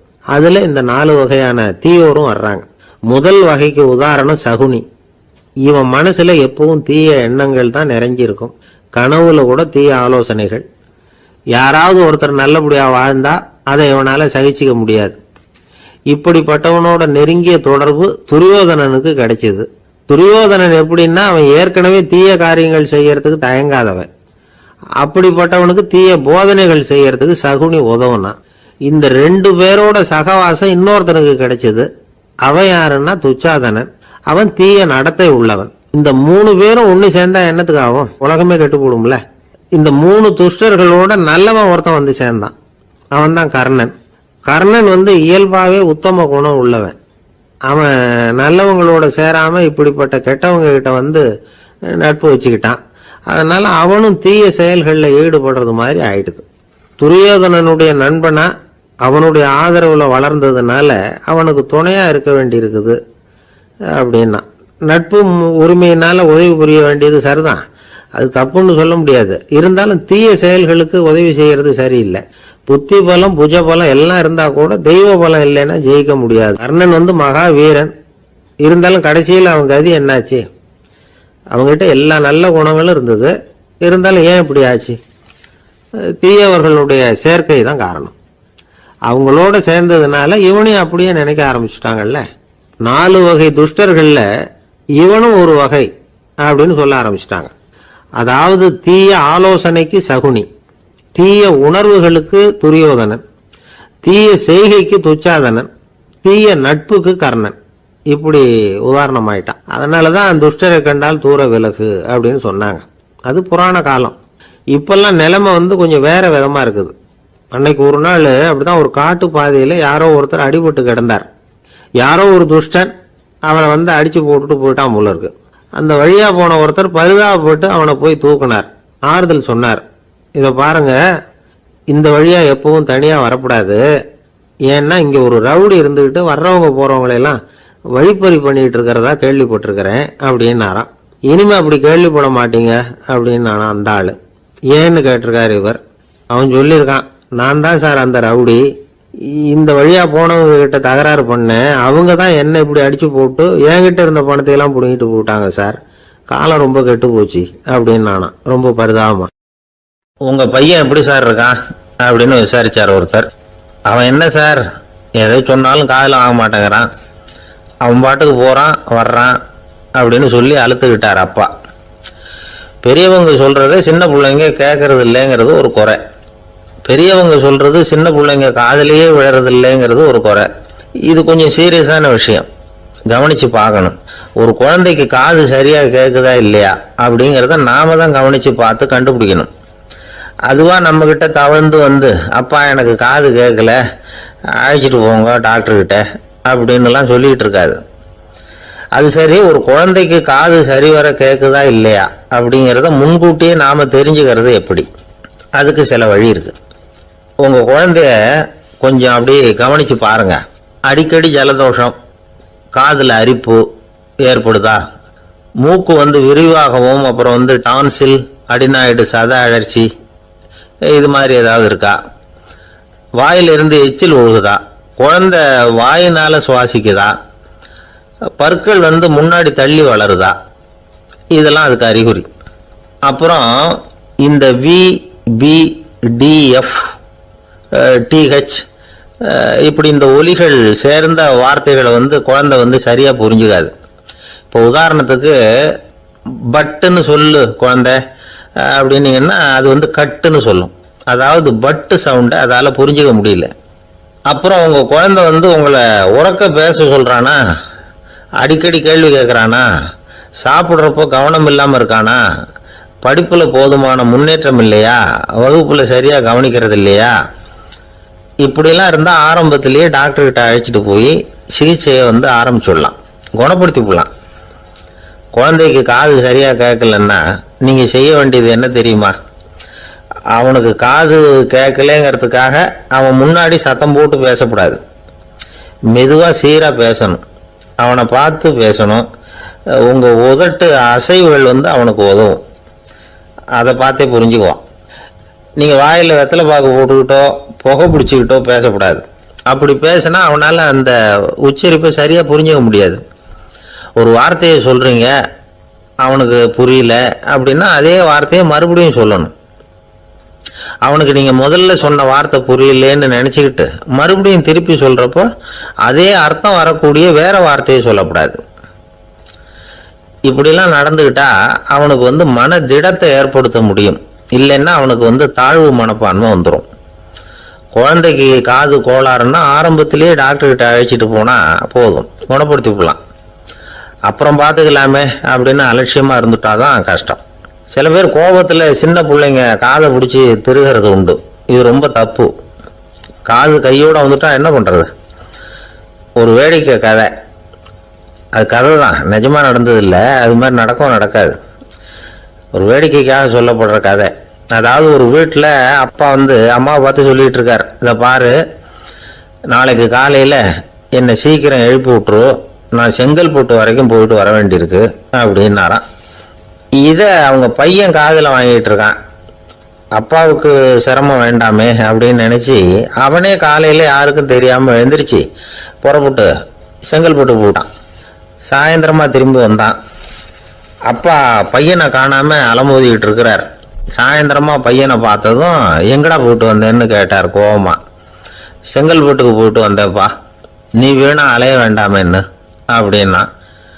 எதுக்கடா போனேன்னு அதட்டினார். அதான்ப்பா நீ நேற்று வந்து அம்மா கிட்ட சொல்லிக்கிட்டு இருந்த, அதை காதில் வாங்கினேன், உனக்காக நான் போயிட்டு வந்தேன் அப்படின்னா. உடனே எந்த காதில் வாங்கினேன் அப்படின்னு சொல்லி காதை பிடிச்சி திருகினார். அந்த காது கையோடு வந்துட்டுது. இது நடந்து கொஞ்ச நாள் கழிச்சு அந்த அப்பாவும் பையனும் கடத்தெருவில் போயிட்டு இருக்கிறாங்க. எதிரில் ஒரு நாய் ஓடி வந்தது. அதுக்கு 2 காதும் இல்லை. என்ன இது, இந்த நாய்க்குட்டிக்கு 2 காதும் இல்லை அப்படின்னார் அப்பா. அதுக்கு பையன் சொல்கிறான், அப்பா அது 2 தடவை செங்கல்பட்டுக்கு போயிட்டு வந்துடுவோம் அப்படின்னானா. ஒரு ஊரில் ஒரு பெரிய ஞானி இருந்தார். அவர் படுக்கையில் இருந்தார். இன்னும் கொஞ்ச நேரம்தான் அவர் இந்த உலகத்தில் இருக்க போகிறார். அவரை சுற்றி ஏகப்பட்ட கூட்டம். ஏற்கனவே அவருடைய உபதேசங்களை கேட்டவங்க பல பேர் வந்து அவரை சுற்றி நிற்கிறாங்க. அந்த ஞானி மெதுவாக கண்ணை திறந்து பார்க்குறார். எல்லாரும் அவருடைய கடைசி வார்த்தையை கேட்கறதுக்காக அவளோட காத்துக்கிட்டு இருக்கிறாங்க. அந்த ஞானி மெதுவாக பேச ஆரம்பித்தார். நான் என்னுடைய வாழ்நாள் பூராவும் உங்களுக்கு நிறைய போதனைகள் சொல்லிக்கிட்டு இருக்கிறேன். பேரானந்தம், மகிழ்ச்சி, தியானத்தன்மை இதை பற்றியெல்லாம் சொல்லியிருக்கிறேன். இப்போ நான் வேற ஒரு கரைக்கு போயிட்டு இருக்கிறேன். நான் இனிமேல் இந்த கரையில் இருக்க மாட்டேன். நீங்கள் நான் சொன்னதையெல்லாம் கேட்டீங்க, ஆனால் எதையும் நீங்கள் வந்து நடைமுறைப்படுத்தி பார்க்கல. எல்லாம் கேட்டதோடு சரி, அதோட விட்டுவிட்டீங்க. அப்புறம் அதை தள்ளி போட்டுக்கிட்டே வந்துட்டீங்க. மேலும் அதை தள்ளி போடுறதுல எந்த பிரயோஜனமும் கிடையாது. இப்போ நான் போய்கிட்டு இருக்கிறேன். உங்களில் யாராவது என்னோட வர்றதுக்கு தயாரா அப்படின்னு கேட்டார். அவ்வளவுதான். யாரும் வாய திறக்கல. ஒரே மௌனம், சத்தமே இல்லை. ஒருத்தர் பார்த்துக்கிட்டே நிற்கிறாங்க. அந்த கூட்டத்தில் ஒரு ஆள் அந்த ஞானி கூடவே 40 வருஷத்துக்கு மேலே இருந்திருக்கிறான். அவனும் வாயை திறக்காம இன்னொருத்தன் முகத்தை பார்த்துக்கிட்டே நிற்கிறான். இந்த சமயத்தில் பின்னாடி நின்றுகிட்டு இருந்த ஒருத்தன் கையை தூக்கினான். ஞானி அவனை பார்த்தார். சரி, ஒருத்தனுக்காவது நம்மோட வர்றதுக்கு தைரியம் இருக்குது அப்படின்னு நினைச்சார். ஆனால் அந்த ஆள் என்ன சொன்னான் தெரியுமா? ஐயா, நீங்கள் கேட்குறப்போ நான் உடனே எழுந்திருக்கல, கையை மட்டும்தான் தூக்கினேன். என்ன காரணம்னா, நான் எப்படி அடுத்த கரைக்கு வந்து சேர்றதுங்கிறது தெரிஞ்சுக்கிறதுக்காக தான். அந்த விவரத்தை மட்டும் இப்போ உங்ககிட்ட இருந்து நான் தெரிஞ்சுக்க ஆசைப்படுறேன். ஏன்னா இப்போ நான் உங்கள் கூட வர்றதுக்கு தயாராக இல்லை. எவ்வளவோ காரியங்களை நான் இன்னும் இங்கே முடிக்க வேண்டி இருக்குது. வீட்டுக்கு ஒரு விருந்தினர் வந்திருக்கிறார். என்னுடைய இளைய மகனுக்கு கல்யாணம் பண்ணி வைக்கணும். அதனால் இன்னைக்கு உங்கள் கூட வர முடியாது. அது மட்டும் இல்லை, இப்போ உங்கள் கூட அடுத்த கரைக்கு வந்தால் திரும்பி வர முடியாதுன்னு வேற சொல்கிறீங்க. அதனால் இப்போ நான் வரல. இன்னொரு நாள் நிச்சயமாக நான் வர்றேங்க, வந்து உங்களை சந்திக்கிறேன். அதனால் இப்போ நீங்கள் இன்னொரு தடவை எங்களுக்கு விளக்கமாக சொல்லணும். ஏற்கனவே பல தடவை சொல்லியிருக்கிறீங்க. தயவு பண்ணி இப்போ ஒரு தடவை சொன்னீங்கன்னா சௌரியமாக இருக்கும். அந்த அடுத்த கரையை அடையிறது எப்படி? இப்போ ஒரு தடவை அதை விளக்கமாக சொல்லிட்டீங்கன்னா நல்லா ஞாபகப்படுத்திக்குவேன். அது சரியான சமயம் வர்றப்போ இது எனக்கு உதவியாக இருக்கும் அப்படின்னு நானா. ஆனால் உண்மை என்ன தெரியுமா? அந்த சரியான சமயம் வரவே இல்லை அப்படிங்கிறது தான் உண்மை. இப்படி அந்த கதை முடியும். இந்த கதை வந்து அந்த ஒரு ஆளுக்கு மட்டும் இல்லை, கிட்டத்தட்ட எல்லாருக்குமே அது பொருந்தும் அப்படிங்கிறாங்க விவரம் தெரிஞ்சவங்க. எல்லாருமே அந்த சரியான தருணத்துக்காக தான் காத்துக்கிட்டு இருக்கிறாங்களாம். அதுக்காக ஜோசியம் பார்க்குறாங்க, கைரேகை பார்க்குறாங்க. நாளைக்கு என்ன நடக்குங்கிற ஆவலில் எல்லாரும் காத்துக்கிட்டு இருக்கிறாங்க. ஆனால் அந்த ஒரு நாள் ஒருபோதும் வரப்போகிறதில்ல. நீங்கள் தள்ளி போடுறதுக்காக பல அர்த்தமில்லாத காரணங்களை தேடுறீங்க அப்படிங்கிறார் ஒரு ஞானி. காத்திருக்கிறதுலேயே நம்ம காலம் ஓடி போயிடுது. ஏன்னா இன்னைக்கு நாம் சிந்திக்கிறது நாளைக்கு நாம் சிந்திக்கிறது இல்லை. ஒவ்வொரு நாளும் ஒவ்வொரு மாதிரி போயிடுது. நாளைக்கு மறுநாளை பற்றியே சிந்திக்கிறோம். இப்படியே அது பாட்டுக்கு போயிடும். கரையை தொட்டு பார்க்கறது எப்போ? இதுதான் கேள்வி. நமக்கு வேண்டியப்பட்ட ஒருத்தர் ஒரு ரயில்வே பிளாட்ஃபாரத்தில் நின்றுட்டு இருக்கிறார். அங்கே இருக்கிறவங்க கிட்ட கேட்குறாராம், விசாரிக்கிறாரு. ஏங்க கிழக்க போகிற ரயில் போயிட்டுதுங்களான்னாராம். போயிட்டுதுன்னு இருக்கிறாங்க. கொஞ்ச நேரம் கழிச்சு ஏங்க மேற்க போகிற ரயில் போயிட்டுதுங்களான்னு கேட்டிருக்காரு. போயிட்டுதுங்களான் இருக்காங்க. அப்புறம் கொஞ்ச நேரம் கழிச்சு மறுபடியும் ஏங்க 10:30 மணி வண்டி போயிட்டுதான்னு கேட்டிருக்காரு. தொடர்ந்து காலையிலேருந்து சாயந்தரம் வரைக்கும் இப்படி ஒரே இடத்துல நின்றுட்டு கேட்டுக்கிட்டே இருக்கிறார். இதை பார்த்துக்கிட்டு இருந்த ஒருத்தர் அவர்கிட்ட வந்து, ஏங்க நீங்கள் எங்கே போகணும் அப்படின்னு கேட்டாராம். இவர் மெதுவாக சொன்னாராம், இந்த ரயில்வே லைனை தாண்டி அந்த பக்கம் போகணும் அப்படின்னாராம். ஒரு காலத்தில் பிரஷ்யா அப்படின்னு ஒரு தேசம் இருந்தது. இப்போ ஜெர்மனி இருக்குல்ல, இதோட பெரும்பகுதி ஒரு காலத்துல பிரஷ்யாங்கிற பேர்ல இருந்தது. அப்போ அதுக்கு அரசரா இருந்தவர் மகா ஃப்ரெடரிக், அதாவது ஃப்ரெடரிக் தி கிரேட் அப்படின்னு சொல்லுவாங்க. அந்த ராஜாவுக்கு ஒரு சந்தேகம், நாம பல வகையான வரிகளை விதிச்சு வசூல் பண்றோம், அப்படி பண்ணி வருமானம் குறைஞ்சிக்கிட்டே போகுதே, இதுக்கு என்ன காரணமா இருக்கும்? இதுதான் அவருக்கு ஏற்பட்ட சந்தேகம். ஒரு சமயம் அந்த அரசர் தம்முடைய அமைச்சர்களையும் பிரபுக்களையும் தளபதிகளையும் கூப்பிட்டு ஒரு விருந்து வச்சார். விருந்து முடிஞ்சதும் அவங்கள பார்த்து இந்த சந்தேகத்தை கேட்டார். வரிகள் அதிகமா விதிச்சு வருமானம் குறையறதுக்கு என்ன காரணம் அப்படின்னு கேட்டார். பல பேருக்கு இது சரியா பதில் சொல்ல தெரியல. அனுபவசாலியான ஒரு தளபதி எழுந்திருச்சார். அரசே, அது எப்படிங்கிறத இப்போ உங்களுக்கு காட்டுறேன்னார். உடனே ஒரு பெரிய பனிக்கட்டி ஒன்றை தன்னுடைய கையில் எடுத்தார். அதை அப்படியும் எப்படியும் திருப்பி பார்த்தார். அப்புறம் அடுத்தவர்கிட்ட கொடுத்தார். அவரும் அதை அப்படியும் எப்படியும் திருப்பி பார்த்துட்டு அடுத்தபடியா இருந்தவர்கிட்ட கொடுத்தார். இப்படியே இதை ஒவ்வொருத்தரா பார்த்துட்டு ஒவ்வொரு கையா மாறி கடைசியில மன்னர் கைக்கு போய் சேர்ந்தது. மன்னர் கைக்கு அந்த பனிக்கட்டி போய் சேர்ந்தப்போ அது கொஞ்சம் கொஞ்சமா உருகி ஒரு பட்டாணி கடலை சைஸுக்கு ஆயிட்டுது. மன்னர் யோசனை பண்ணார், வரி அதிகமா போட்டாலும் வந்து சேர்றது குறைவா இருக்கிறதுக்கு என்ன காரணம் அப்படிங்கிறது அவருக்கு புரிஞ்சு போச்சு. காலம்தான் மாறிட்டு இருக்கே தவிர இந்த கையூட்டு வாங்குற பழக்கம் மாறினதாக தெரியல. இன்னொரு ராஜா இருந்தார். அவர் தன்னுடைய ராஜாங்கத்துல லஞ்ச ஊழலே சுத்தமா இருக்கக்கூடாது அப்படின்னு நினைச்சார். அவர்கிட்ட பல்வேறு துறைகளுக்கும் பொறுப்பா இருந்த பல பேரும் ரொம்ப சுத்தமாகவும் நேர்மையாகவும் இருந்தாங்க. ஒரே ஒருத்தர் மட்டும் எல்லார்கிட்டையும் லஞ்சம் வாங்கிட்டே இருந்தார். அவரை வேற வேற துறைகளுக்கு மாத்தி பார்த்தாரு. அந்த ராஜா என்னென்னமோ பண்ணி பார்க்கறாரு. எந்த வேலையை கொடுத்தாலும் அதுலயும் லஞ்சம் வாங்கறதுக்கு ஒரு வழியை உண்டு பண்ணிக்குவார் அந்த ஆள். ராஜாவுக்கு இது ஒரு பெரிய தலைவலியா போட்டுது. இவர் என்ன பண்றது, இவருக்கு என்ன வேலையை கொடுக்கறது, கொஞ்சம் கூட லஞ்சம் வாங்கறதுக்கு சான்ஸே இல்லாத ஒரு வேலையை கொடுக்கணும் அப்படின்னு திட்டம் போட்டார். ஒரு நாள் அவருக்கு அந்த உத்தரவும் போட்டுட்டார். அதாவது அவருக்கு என்ன வேலைன்னா, கடற்கரையில தான் அவருக்கு ஆபீஸ், அங்கேயே இருந்துக்க வேண்டியது. தினமும் எத்தனை கடல் அலை கரையில வந்து மோதுது அப்படிங்கிறத கணக்கு எடுத்து ராஜாவுக்கு தெரிவிக்க வேண்டியது. இதுதான் அவருக்கு வேலை. பேசாம அலையை எண்ணிட்டு உட்காந்துருக்கிட்டோம், அப்போவாவது அவர் லஞ்சம் வாங்குற சந்தர்ப்பம் இல்லாமல் போயிடும் அவருக்கு அப்படின்னு நினைச்சார் ராஜா. இந்த ஆளு கடற்கரைக்கு போய் டியூட்டியில ஜாயின் பண்ணிட்டார். ஒரே மாசத்துல அங்க சொந்தமா ஒரு பிரம்மாண்டமான மாளிகை கட்டி விட்டாரு. ராஜாவுக்கு இது பெரிய ஆச்சரியமா போச்சு. அலைய என்ற வேலையில அந்த ஆள் எப்படி பணம் சம்பாதிச்சார் அப்படின்னு விசாரிச்சு பார்த்தார் அக்கம் பக்கத்துல. அந்த ஆள் என்ன பண்ணிருக்கிறாருன்னா, கடற்கரையில போய் பொறுப்பை ஏத்துக்கிட்ட உடனே அங்க இருந்த மீனவர்கள் கிட்ட எல்லாம் இந்த கரையில வந்து ஒரு நாள்ல வந்து மோதுற அலைகள் எத்தனை அப்படின்னு கேட்டிருக்காரு. அது எப்படிங்க தெரியும் இருக்காங்க அவங்க. தினமும் அந்த எண்ணிக்கை தெரியணும். நம்ம ராஜாவுக்கு தினமும் அறிக்கை அனுப்பணும், டெய்லி ரிப்போர்ட். தவறுனா நீங்க இந்த கடல்ல போய் மீன் பிடிக்கிறதுக்கு ராஜாவோட அனுமதி கிடைக்காது அப்படின்னு இருக்காரு. உடனே மீனவர்களும் பயந்து போட்டாங்க. கடலுக்கு போறதுக்கு அனுமதி இல்லைன்னா பட்டினி கிடக்கிறது மாதிரி ஆயிடுமே.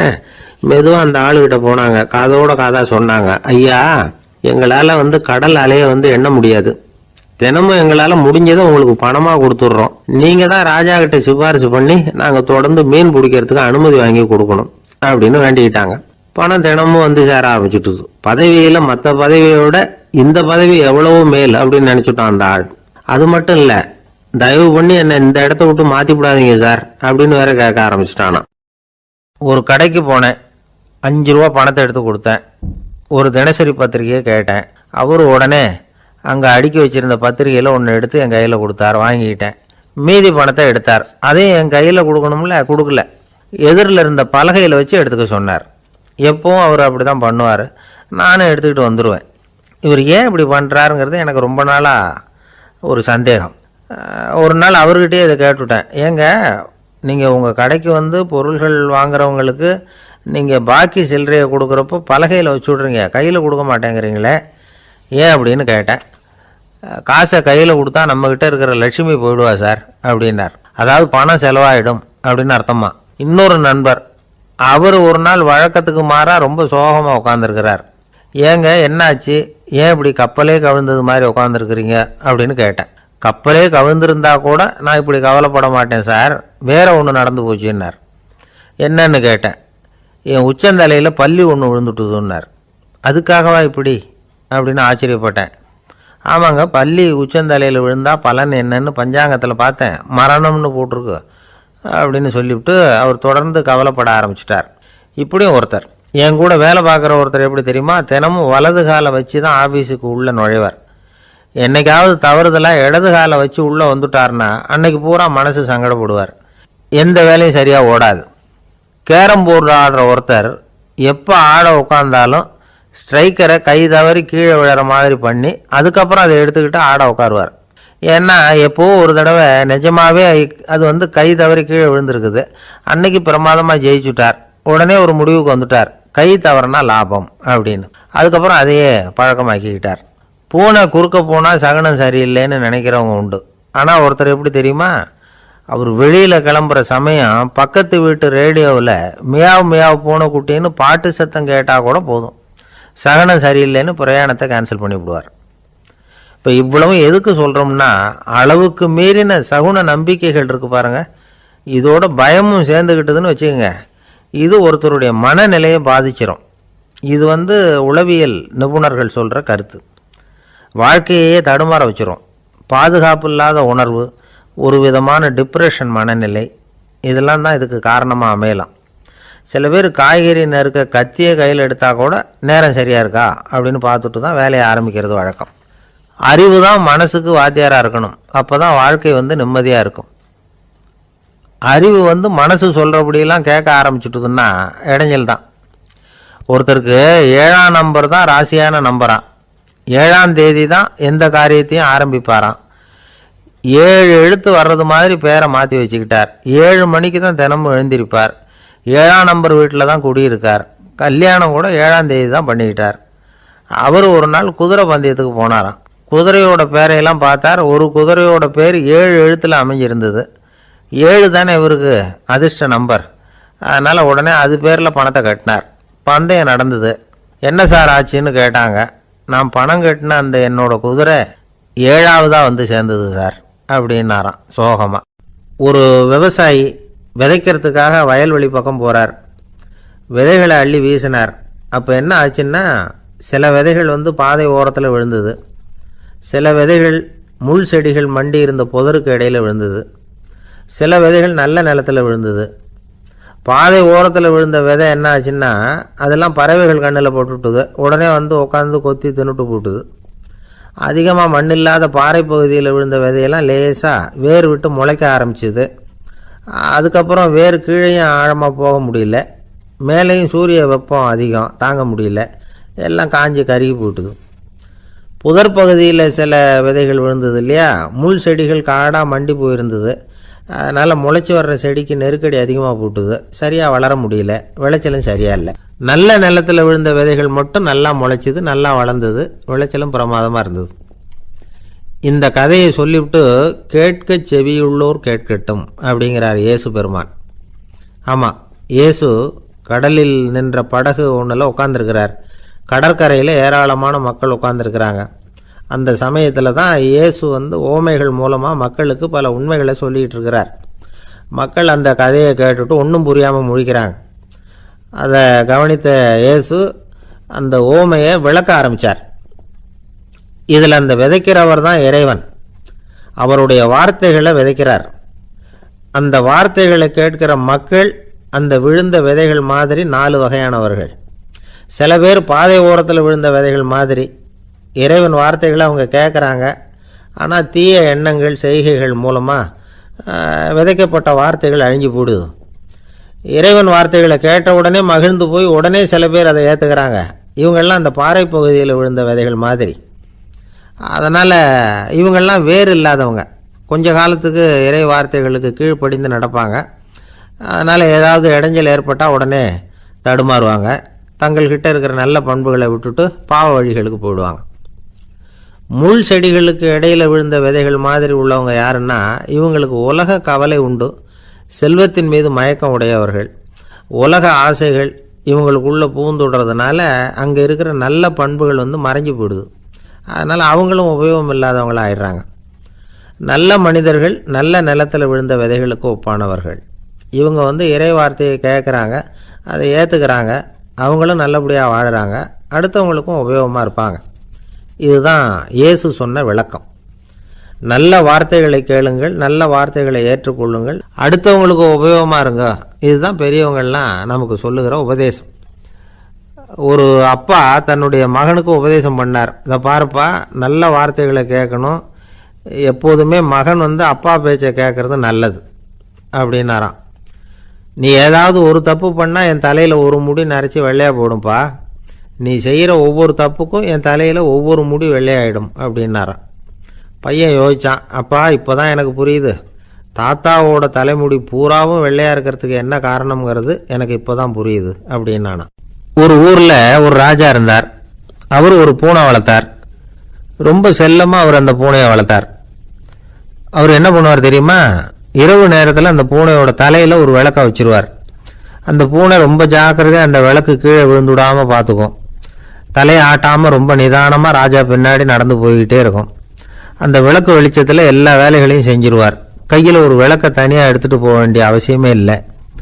விளக்கை தூக்கிட்டு போகிற வேலையை அந்த பூனை பார்த்துக்கும். அதனால் ராஜாவுக்கு அந்த பூனை மேலே ரொம்ப பிரியம்.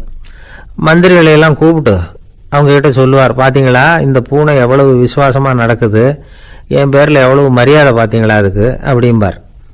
இதை கேட்டுவிட்டு அங்கிருந்த அமைச்சர்களில் ஒருத்தர் சொன்னார், மன்னா நீங்கள் சொல்கிறது சரிதான், இருந்தாலும் இந்த பூனையோட விசுவாசத்தை நாம் கொஞ்சம் சோதித்து பார்க்க வேண்டியிருக்கு அப்படின்னாராம்.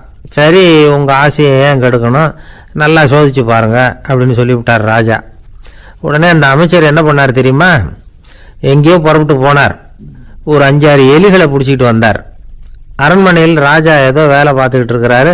பக்கத்தில் அந்த பூனை ரொம்ப பணிவாக நின்றுக்கிட்டு இருக்குது. அது தலையில் விளக்கு எரிஞ்சிக்கிட்டு இருக்கு. அமைச்சர் தான் பிடிச்சிக்கிட்டு வந்த எலிகளை அந்த பூனை பார்வையில் படுறது மாதிரி எதிரில் விட்டார். அந்த எலிகள்லாம் அங்கேயும் இங்கேயும் ஓட ஆரம்பிச்சுது. அதை பார்த்தது பூனை, அவ்வளவுதான். தலையில் இருக்கிற விளக்கை பற்றியும் கவலைப்படலை, ராஜாவை பற்றியும் கவலைப்படல. ஒரே பாய்ச்சலாக பாஞ்சு எலிகளை துரத்த ஆரம்பிச்சுட்டுது. தலையில் இருந்த விளக்கு எங்கேயோ போய் விழுந்தது, அணைஞ்சு போச்சு. இருட்டில் ராஜா தடுமாற ஆரம்பிச்சுட்டார். இந்த சமயத்தில் அந்த அமைச்சர் மறுபடியும் விளக்கை ஏற்றினார். வெளிச்சம் வந்தது. அதுக்கப்புறம் அந்த அமைச்சர் பேசினார், அரசே, பூனையோட விசுவாசத்தை பார்த்தீங்களா?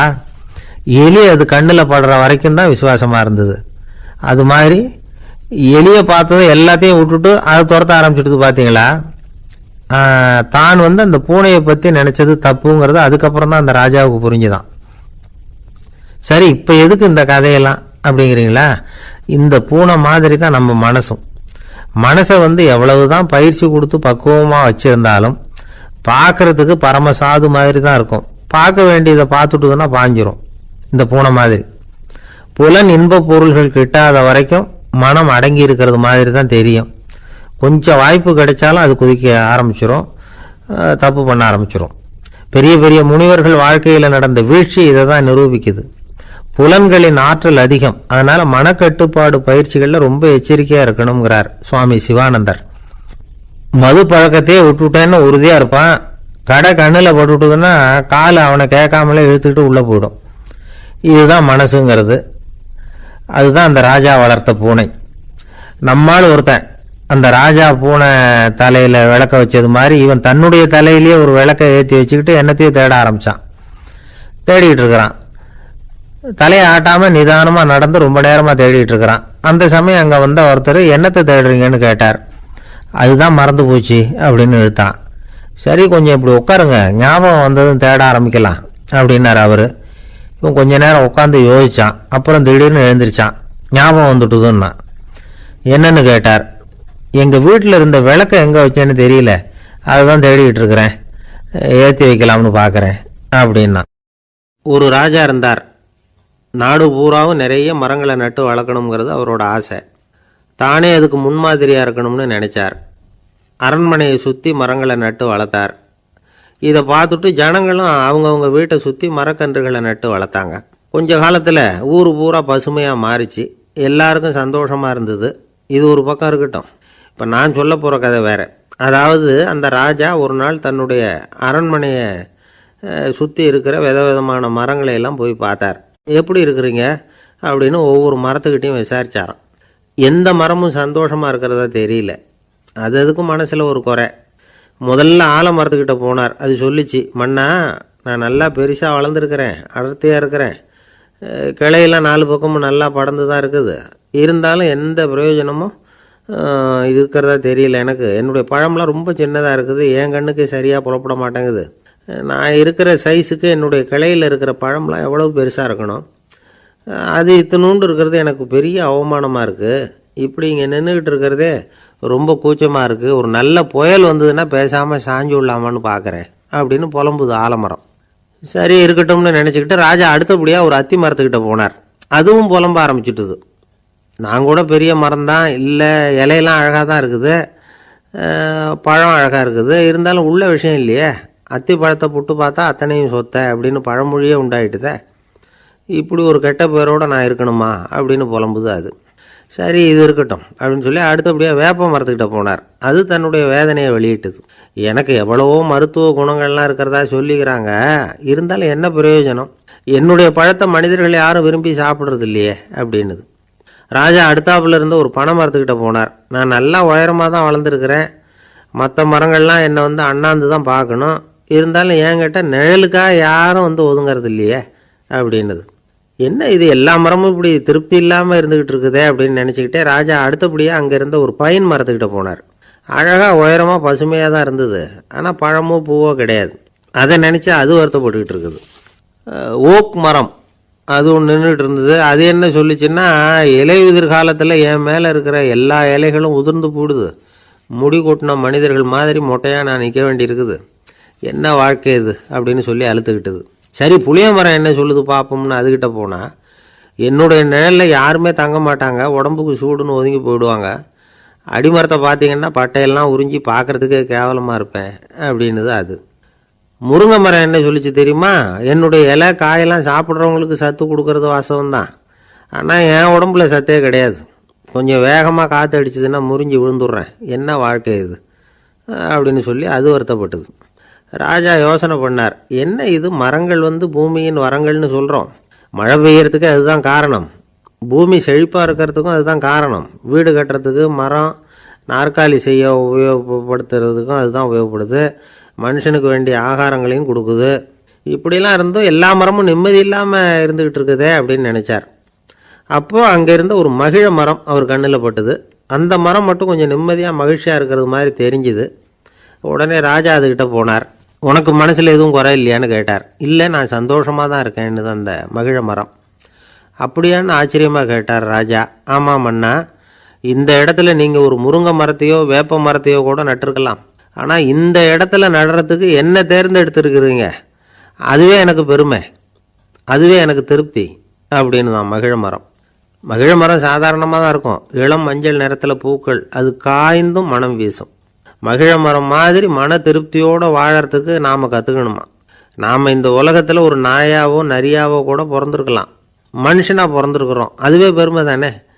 இந்த நிறைவு தான் மகிழ்ச்சியின் ரகசியம். ஒரு பையன் அப்பா கிட்ட போய், அப்பா நீங்கள் இந்த உலகத்தில் ஒரு மனுஷனாக பிறந்தது என்னோட அதிர்ஷ்டம் நானா. ஏண்டா அப்படி சொல்கிறேன்னு இருக்கார் அப்பா. நீங்கள் ஒரு கரடியாக பிறந்திருந்தா இந்நேரம் நானும் ஒரு கரடி குட்டியாக தானே இருந்திருப்பேன் அப்படின்னு நானா பையன். இந்த உலகத்தில் நாம் நல்லபடியாக இருக்கணும்னா அதுக்கு முக்கியமாக தேவைப்படுறது ரெண்டு, ஒன்று செல்வம், இன்னொன்று அறிவு. சரி இது ரெண்டில் சிறந்தது எது அப்படின்னு ஒரு கேள்வி கேட்டால் என்ன பதில் சொல்கிறது? இதே கேள்வியை ஹஸ்ரத் அலி அவர்கள்கிட்ட கேட்டாங்களாம். அவர் ஒரு பெரிய அறிஞர். கேள்வி கேட்டவங்களும் சாதாரண ஆட்கள் இல்லை, இவங்களும் அறிஞர்கள். ஒரு நாள் ஹஸ்ரத் அலி அவர்கள்கிட்ட 10 அறிஞர்கள் வந்தாங்களாம். ஐயா நாங்கள் 10 பேரும் உங்ககிட்ட ஒரே கேள்வியை தான் கேட்க வந்திருக்கிறோம், ஆனால் எங்கள் 10 பேருக்கும் நீங்கள் தனித்தனியாக பதில் சொல்ல முடியுமா அப்படின்னு கேட்டிருக்காங்க. அதாவது அவங்க ஒரே கேள்விக்கு இவர்கிட்ட இருந்து 10 விதமான பதில் எதிர்பார்க்குறாங்க. சரி கேளுங்க என்ன கேள்வி அப்படின்னார் அவர். அப்போ தான் அவங்க கேட்டாங்களாம், செல்வம் அறிவு இது ரெண்டில் சிறந்தது எது, இதுதான் கேள்வி. ஹஸ்ரத் அலி என்ன பண்ணார் தெரியுமா, அவங்கள ஒவ்வொருத்தராக கூப்பிட்டார், ஒவ்வொரு விதமான பதிலை சொல்லி அனுப்புனார்.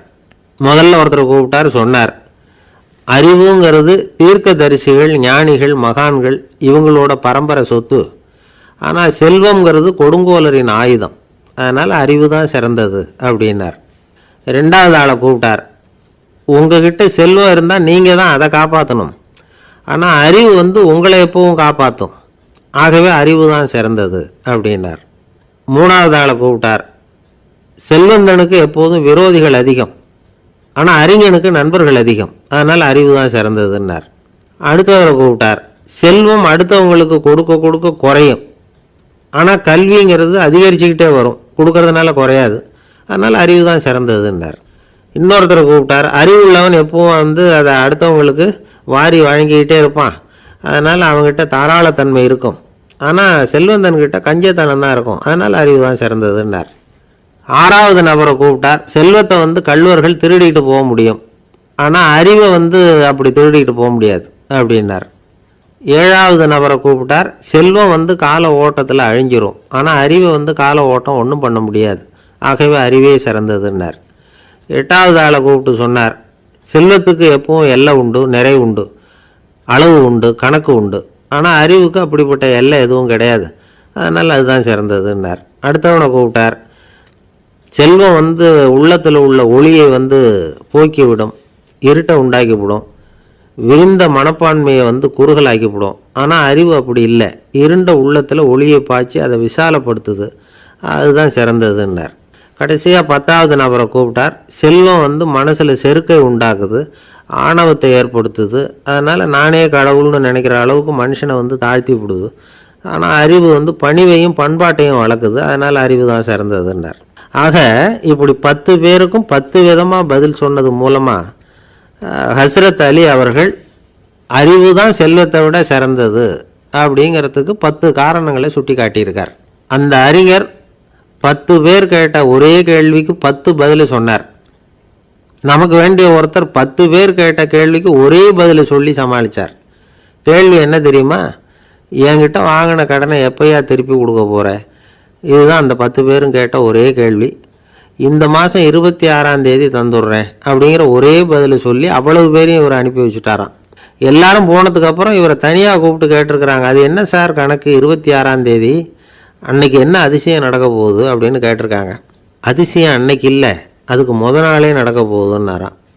விவரமாக சொல்லுங்கன்னு இருக்காங்க. வேறு ஒன்றும் இல்லைங்க, 26ஆம் தேதி தானே எல்லாரையும் வர சொல்லியிருக்கிறேன், அதுக்கு நாளே நான் புறப்பட்டு தலைமறைவாயிட போகிறேன் அப்படின்னாராம் ரொம்ப பெருமையாக. துருக்மேனியாவில் அஷ்காபாத் அப்படின்னு ஒரு நகரத்தில் ஒரு புவியியல் விஞ்ஞானி இருந்தார். அவர் ஒரு நாய்க்குட்டி வளர்த்தார். ஒரு நாள் முன்னிரவு நேரம் ஒரு மேஜைக்கு முன்னாடி உட்காந்து அந்த விஞ்ஞானி ஏதோ கணக்கு போட்டுக்கிட்டு இருக்கிறார். அவருக்கு ஒரு சின்ன பெண் குழந்தை, அது தொட்டிலில் தூங்கிட்டு இருக்குது.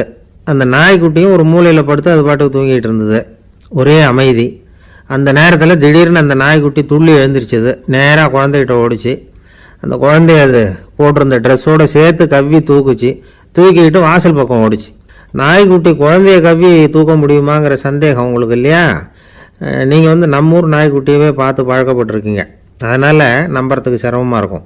அந்த ஊர்லெலாம் அது ரொம்ப ஸ்ட்ராங்காக இருக்கும், ஒரு ஏதோ கண்ணுக்குட்டி மாதிரி இருக்கும். விஞ்ஞானி அதை பார்த்துட்டார். உடனே அந்த நாய்க்கு வெறி பிடிச்சிட்டுதுன்னு முடிவு பண்ணிவிட்டு தன்னோட கை துப்பாக்கி எடுத்துக்கிட்டு ஓடி வந்தார். அவர் வெளியில் நாய்க்குட்டி எங்கே அப்படின்னு பார்த்து தேடுறார். அந்த நேரத்தில் அந்த வீடு இடிஞ்சு விழுது. காரணம் பூமி அதிர்ச்சி. இப்படி பூமி அதிர்ச்சி உண்டாக போகுதுங்கிறது அந்த நாய்க்குட்டிக்கு முன்னாடியே தெரிஞ்சு போச்சு. அதுதான் குழந்தைய தூக்கிட்டு வெளியில் ஓடி வந்திருக்குது. அது மூலமாக அந்த குடும்பத்தையே காப்பாற்றிருக்குது அந்த நாய்க்குட்டி. இந்த சம்பவம் நடக்கிறதுக்கு 3 நாளைக்கு முன்னாடியே சில பிராணிகளுக்கு இப்படி நடக்க போகுதுங்கிறது தெரிஞ்சிருக்குதான். ஆமாம், அந்த நகரத்தில் 3 நாளைக்கு முன்னாடியே பாம்பு, பல்லி இதெல்லாம் அது தங்கியிருந்த வலையை விட்டு வெளியில் ஓடி வந்துட்டுது. அதே மாதிரி அங்கே இருந்த புறாவெல்லாம் பறந்து போயிடுச்சான். இதே மாதிரி யுகோஸ்லோவியாவில் கூட ஒரு நகரம், அங்கே ஒரு நாள் ராத்திரி ஒரு மிருக காட்சி சாலையில் திடீர்னு ஒரு பெரிய கலவரம், கூச்சல், குழப்பம். அங்கே இருந்த கழுதை, புலி, யானை, பறவை எல்லாம் கண்ணாபின்னான்னு கத்த ஆரம்பிச்சுட்டுது. நேர் யானை அதுக்குன்னு போடப்பட்டிருந்த தடுப்பையே தாண்டி குதித்து வெளியில் வந்துட்டு தான். மறுநாள் தான் எல்லாருக்கும் விஷயம் புரிஞ்சுது. அடுத்த நாள் காலையில் அங்கே பூமி அதிர்ச்சி உண்டாயிட்டுது. இப்போ பாருங்கள், அதாவது மனுஷனை போய் தீர்க்க தரிசி அது இதுன்னு சொல்லிகிட்டு இருக்கிறோம், இவனை விட அது பரவாயில்லைன்னு தோணுது. அதாவது மிருகங்கள் ஒன்று நடக்க போகுதுங்கிறத முன்னாடியே புரிஞ்சுக்குதே. சரி, இதெல்லாம் எப்படி அது முன்கூட்டி புரிஞ்சுக்குது? அதுதான் படைப்பு ரகசியம். அதை கண்டுபிடிக்கிறதுக்கு தான் மனுஷன் ஆராய்ச்சி பண்ணிகிட்டு இருக்கிறான். விஞ்ஞானிகளோட ஆராய்ச்சியெல்லாம் ஒரு பக்கம் இருக்கட்டும், வீட்டுக்குள்ளேயே சில ஆராய்ச்சி பண்ணி பாருங்களேன். இப்போ சில யோசனை சொல்லி அதை சோதனை பண்ணி பாருங்க அப்படின்னு ஒருத்தர் சொன்னாராம். அதாவது இப்போ மழை வருமா வராதா அப்படின்னு தெரிஞ்சுக்கணுமா, உடனே ஒரு பூனைக்குட்டி பின்னாடியே மெதுவாக போய் அது என்ன செய்யுதுன்னு கவனித்து பார்க்கணும். பூனைக்குட்டி தன்னோட பாதத்தினால சுகத்தில் வந்து அப்படி கீறிக்கிட்டு இருக்கும். அப்படி கீறினா கண்டிப்பாக மழை வரும். சில சமயம் பூனைக்குட்டி அப்படியே மல்லாந்து படுத்துக்கிட்டு பாதத்தை உயர தூக்கும், அப்படியும் இப்படியும் புரளும். இப்படி செஞ்சதுன்னா அன்னைக்கும் மழை இருக்காது. அதனால் முன்னாடி இருந்தது மழை வர்றதுக்கு அறிகுறி, இது மழை இல்லைங்கிறதுக்கு அறிகுறி. பறவைகள் பிராணிகள் இதுகளோட நடவடிக்கைகளை பார்த்துட்டு அதையெல்லாம் அடிப்படையாக வச்சு தான் காலநிலையை கண்டுபிடிக்கிற கருவிகளை கண்டுபிடிச்சிருக்கிறாங்க. வாத்து இருக்குல்ல, சில சமயம் தன்னோட அழகை தன்னோட இறகுகளில் அப்படியே புதைச்சிக்கும். அப்படி செஞ்சால் குளிர்காலம் வரப்போகுதுன்னு அர்த்தம். பருவநிலை குளிராக மாறப்போகுதுங்கிறதுக்கு இதுதான் அறிகுறி. சிட்டுக்குருவி இருக்குதுல்ல, அதெல்லாம் புழுதியில் உழுந்து புரளும், சிறகுகளை வந்து படபடன்னு அடிச்சுக்கும். அப்படி செஞ்சால் மழை வரப்போகுதுன்னு அர்த்தம். ஒன்று மட்டும் நாம் நல்லா தெரிஞ்சுக்கணும், இயற்கையின் சீற்றம்னு சொல்கிறோம் இல்லையா, இயற்கை ஏன் நம்ம மேலே கோவப்படுது? இயற்கையை நாம் அனுசரித்து போகிறதில்ல, அதனால் கோவப்படுது. காடுகளை அழிக்கப்படாது, விலங்குகளை கொல்லப்படாது, இயற்கை ஏற்படுத்தி வச்சிருக்கிற சமநிலையை கெடுக்கப்படாது. அதை புரிஞ்சுக்கிட்டு வாழ்ந்தோம்னா பூமியும் நடுங்காது, நாமளும் நடுங்க வேண்டிய அவசியம் இருக்காது. ஒருத்தர் இருந்தார், சாராய கடைக்கு போனாராம், நிறைய சாப்பிட்டார். அப்புறம் சொன்னார், இது ரொம்ப அற்புதமான சரக்கு போல இருக்கு, உள்ளே போன உடனே இந்த பூமியே நடுங்கிறது மாதிரி இருக்குது எனக்கு அப்படின்னாராம். இதுக்கு கடைக்காரர் சொல்லியிருக்கார், நீங்கள் சாப்பிட்டது வெறும் பச்சை தண்ணி தாங்க, இப்போ ஏற்பட்டிருக்கிறது நிஜம் பூமி அதிர்ச்சி அப்படின்னாராம். ஒரு ஊரில் ஒரு ராஜா இருந்தார். அந்த ராஜாவுக்கு ஒரு மந்திரி. ராஜா ரொம்ப நியாயமானவர், நேர்மையானவர், கண்டிப்பானவர். தப்பு செய்கிறது யாராக இருந்தாலும் தண்டனை கொடுப்பார். வேண்டியவங்களுக்கு ஒரு நியாயம், வேண்டாதவங்களுக்கு ஒரு நியாயங்கிறதெல்லாம் அவர்கிட்ட கிடையாது. ஒரு சமயம் அரசவையில் அந்த அமைச்சரே வந்து விதிமுறைகளுக்கு புறம்பா ஏதோ நடந்துக்கிட்டு இருக்கார். மன்னருக்கு கோபம் வந்துட்டுது. உடனே அந்த அமைச்சரை கிட்டத்தில் கூப்பிட்டு அவர் கன்னத்தில் ஓங்கி ஒரு அறை கொடுத்துட்டாராம். உடனே அந்த அமைச்சர் என்ன பண்ணார் தெரியுமா, நேராக போனார், அங்கே நின்றுக்கிட்டு இருந்த இன்னொருத்தர் கன்னத்தில் ஓங்கி அரைஞ்சார். அறை வாங்கினவர் திகைச்சு போயிட்டார். இவர் ஏன் நம்மளை வந்து அரைகிறார் அப்படின்னு யோசனை பண்ணார். மன்னரும் திகைச்சு போயிட்டார். நாம் இவரை அரைஞ்சா அதுக்காக இவர் போய் இன்னொருத்தரை அரையணுமா அப்படின்னு யோசனை பண்ணார். இவருக்கு என்ன பைத்தியமானு கூட நினைக்க ஆரம்பிச்சுட்டார். ஆனால் என்ன ஆச்சுன்னா, அப்புறம் அமைச்சர் அவர் கவனிச்சுக்கிட்டு இருந்தாரா, அவர் இன்னொருத்தர் அரைஞ்சார் இல்லையா, அந்த அறை வாங்கின ஆசாமியை பார்த்து கத்திக்கிட்டு இருந்தார். யார்? அமைச்சர். ஏன்பா என்கிட்ட அறையை வாங்கிக்கிட்டு இப்படி விவரம் இல்லாமல் நின்றுட்டு இருக்கிறிய, நான் உனக்கு கொடுத்ததை நீ வேற யாருக்கிட்டையாவது கொடுத்துரு அப்படின்னார். உடனே அந்த ஆள் பார்த்தான், தனக்கு அடுத்தபடியாக நின்றுக்கிட்டு இருந்தவனை ஓங்கி ஒரு அறை அரைஞ்சான். அவன் கன்னத்தை தடவிட்டே யோசனை பண்ணான். இது ஏதோ புரிஞ்சுக்கிட்ட மாதிரி அடுத்தாப்பில் நின்றுக்கிட்டு இருந்தவனை அரைஞ்சான். இப்படி இந்த அறை வந்து மாறி மாறி போய்கிட்டே இருக்குது. ஊர் பூரா பிரயாணம் பண்ண ஆரம்பிச்சுட்டுது. அன்னைக்கு ராத்திரி அந்த ராஜா படுக்கிறதுக்காக போனார். அந்த நேரம் பார்த்து அவர் கன்னத்தில் பலார்னு ஒரு அறை விழுந்தது. நம்மளே அரையிறது யாரு அப்படின்னு அதிர்ச்சியோட மன்னர் திரும்பி பார்க்குறாரு. அரைஞ்சது அவரோட மனைவி. என்னாச்சு உனக்குன்னு கத்துனார் ராஜா. உங்களுக்கு தெரியாதா, ஊர் பூரா ஒருத்தர் மாற்றி ஒருத்தர் மூலமாக இந்த அறை வந்து பிரயாணம் பண்ணிட்டு வருது அப்படின்னாங்க அந்த அம்மா. அப்படின்னா ஆரம்பித்த இடத்துக்கே வந்துட்டுதா அப்படின்னாராம் மன்னர். என்ன சொல்கிறீங்கன்னு கேட்டிருக்காங்க. இவர் விவரத்தை சொன்னாராம். அப்படின்னா நீங்கள் ஆரம்பித்து வச்ச இந்த விளையாட்டை நான் முடிச்சு வச்சுட்டேன் அப்படின்னாங்களாம் அந்த அம்மா. மறுநாள் காலை மறுபடியும் அரசவை கூடிச்சு அந்த அமைச்சர் மன்னரை பார்த்து கேட்டார், என்ன மகாராஜா, என்கிட்ட கொடுத்ததை திருப்பி வாங்கிட்டீங்களா அப்படின்னாராம்.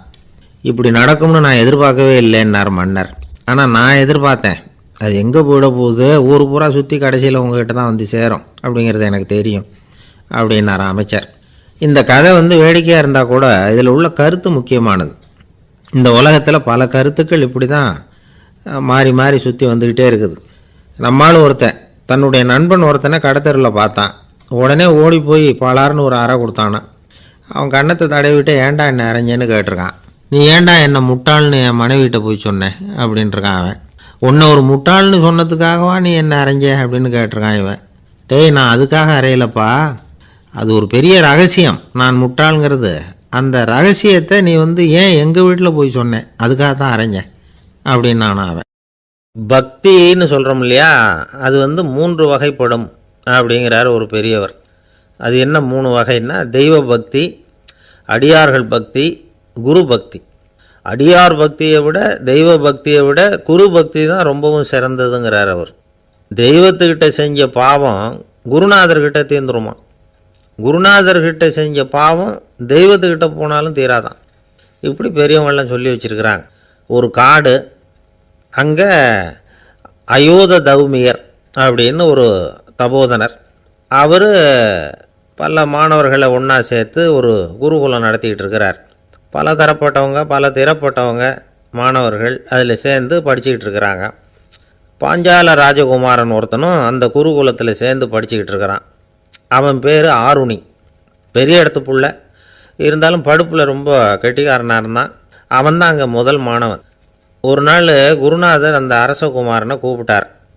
நம்ம குருகுலத்துக்கு சொந்தமான வயலில் தண்ணீர் பெருகி வெள்ளம் வந்து பயிரை வந்து அழிக்குதான், அதனால் நீ போய் மடையை அடைச்சிட்டு வந்துடும் அப்படின்னார். அந்த அரசகுமாரன் உடனே புறப்பட்டான். குருநாதர் சொல்லிட்டார்ல, உடனே புறப்பட்டான்.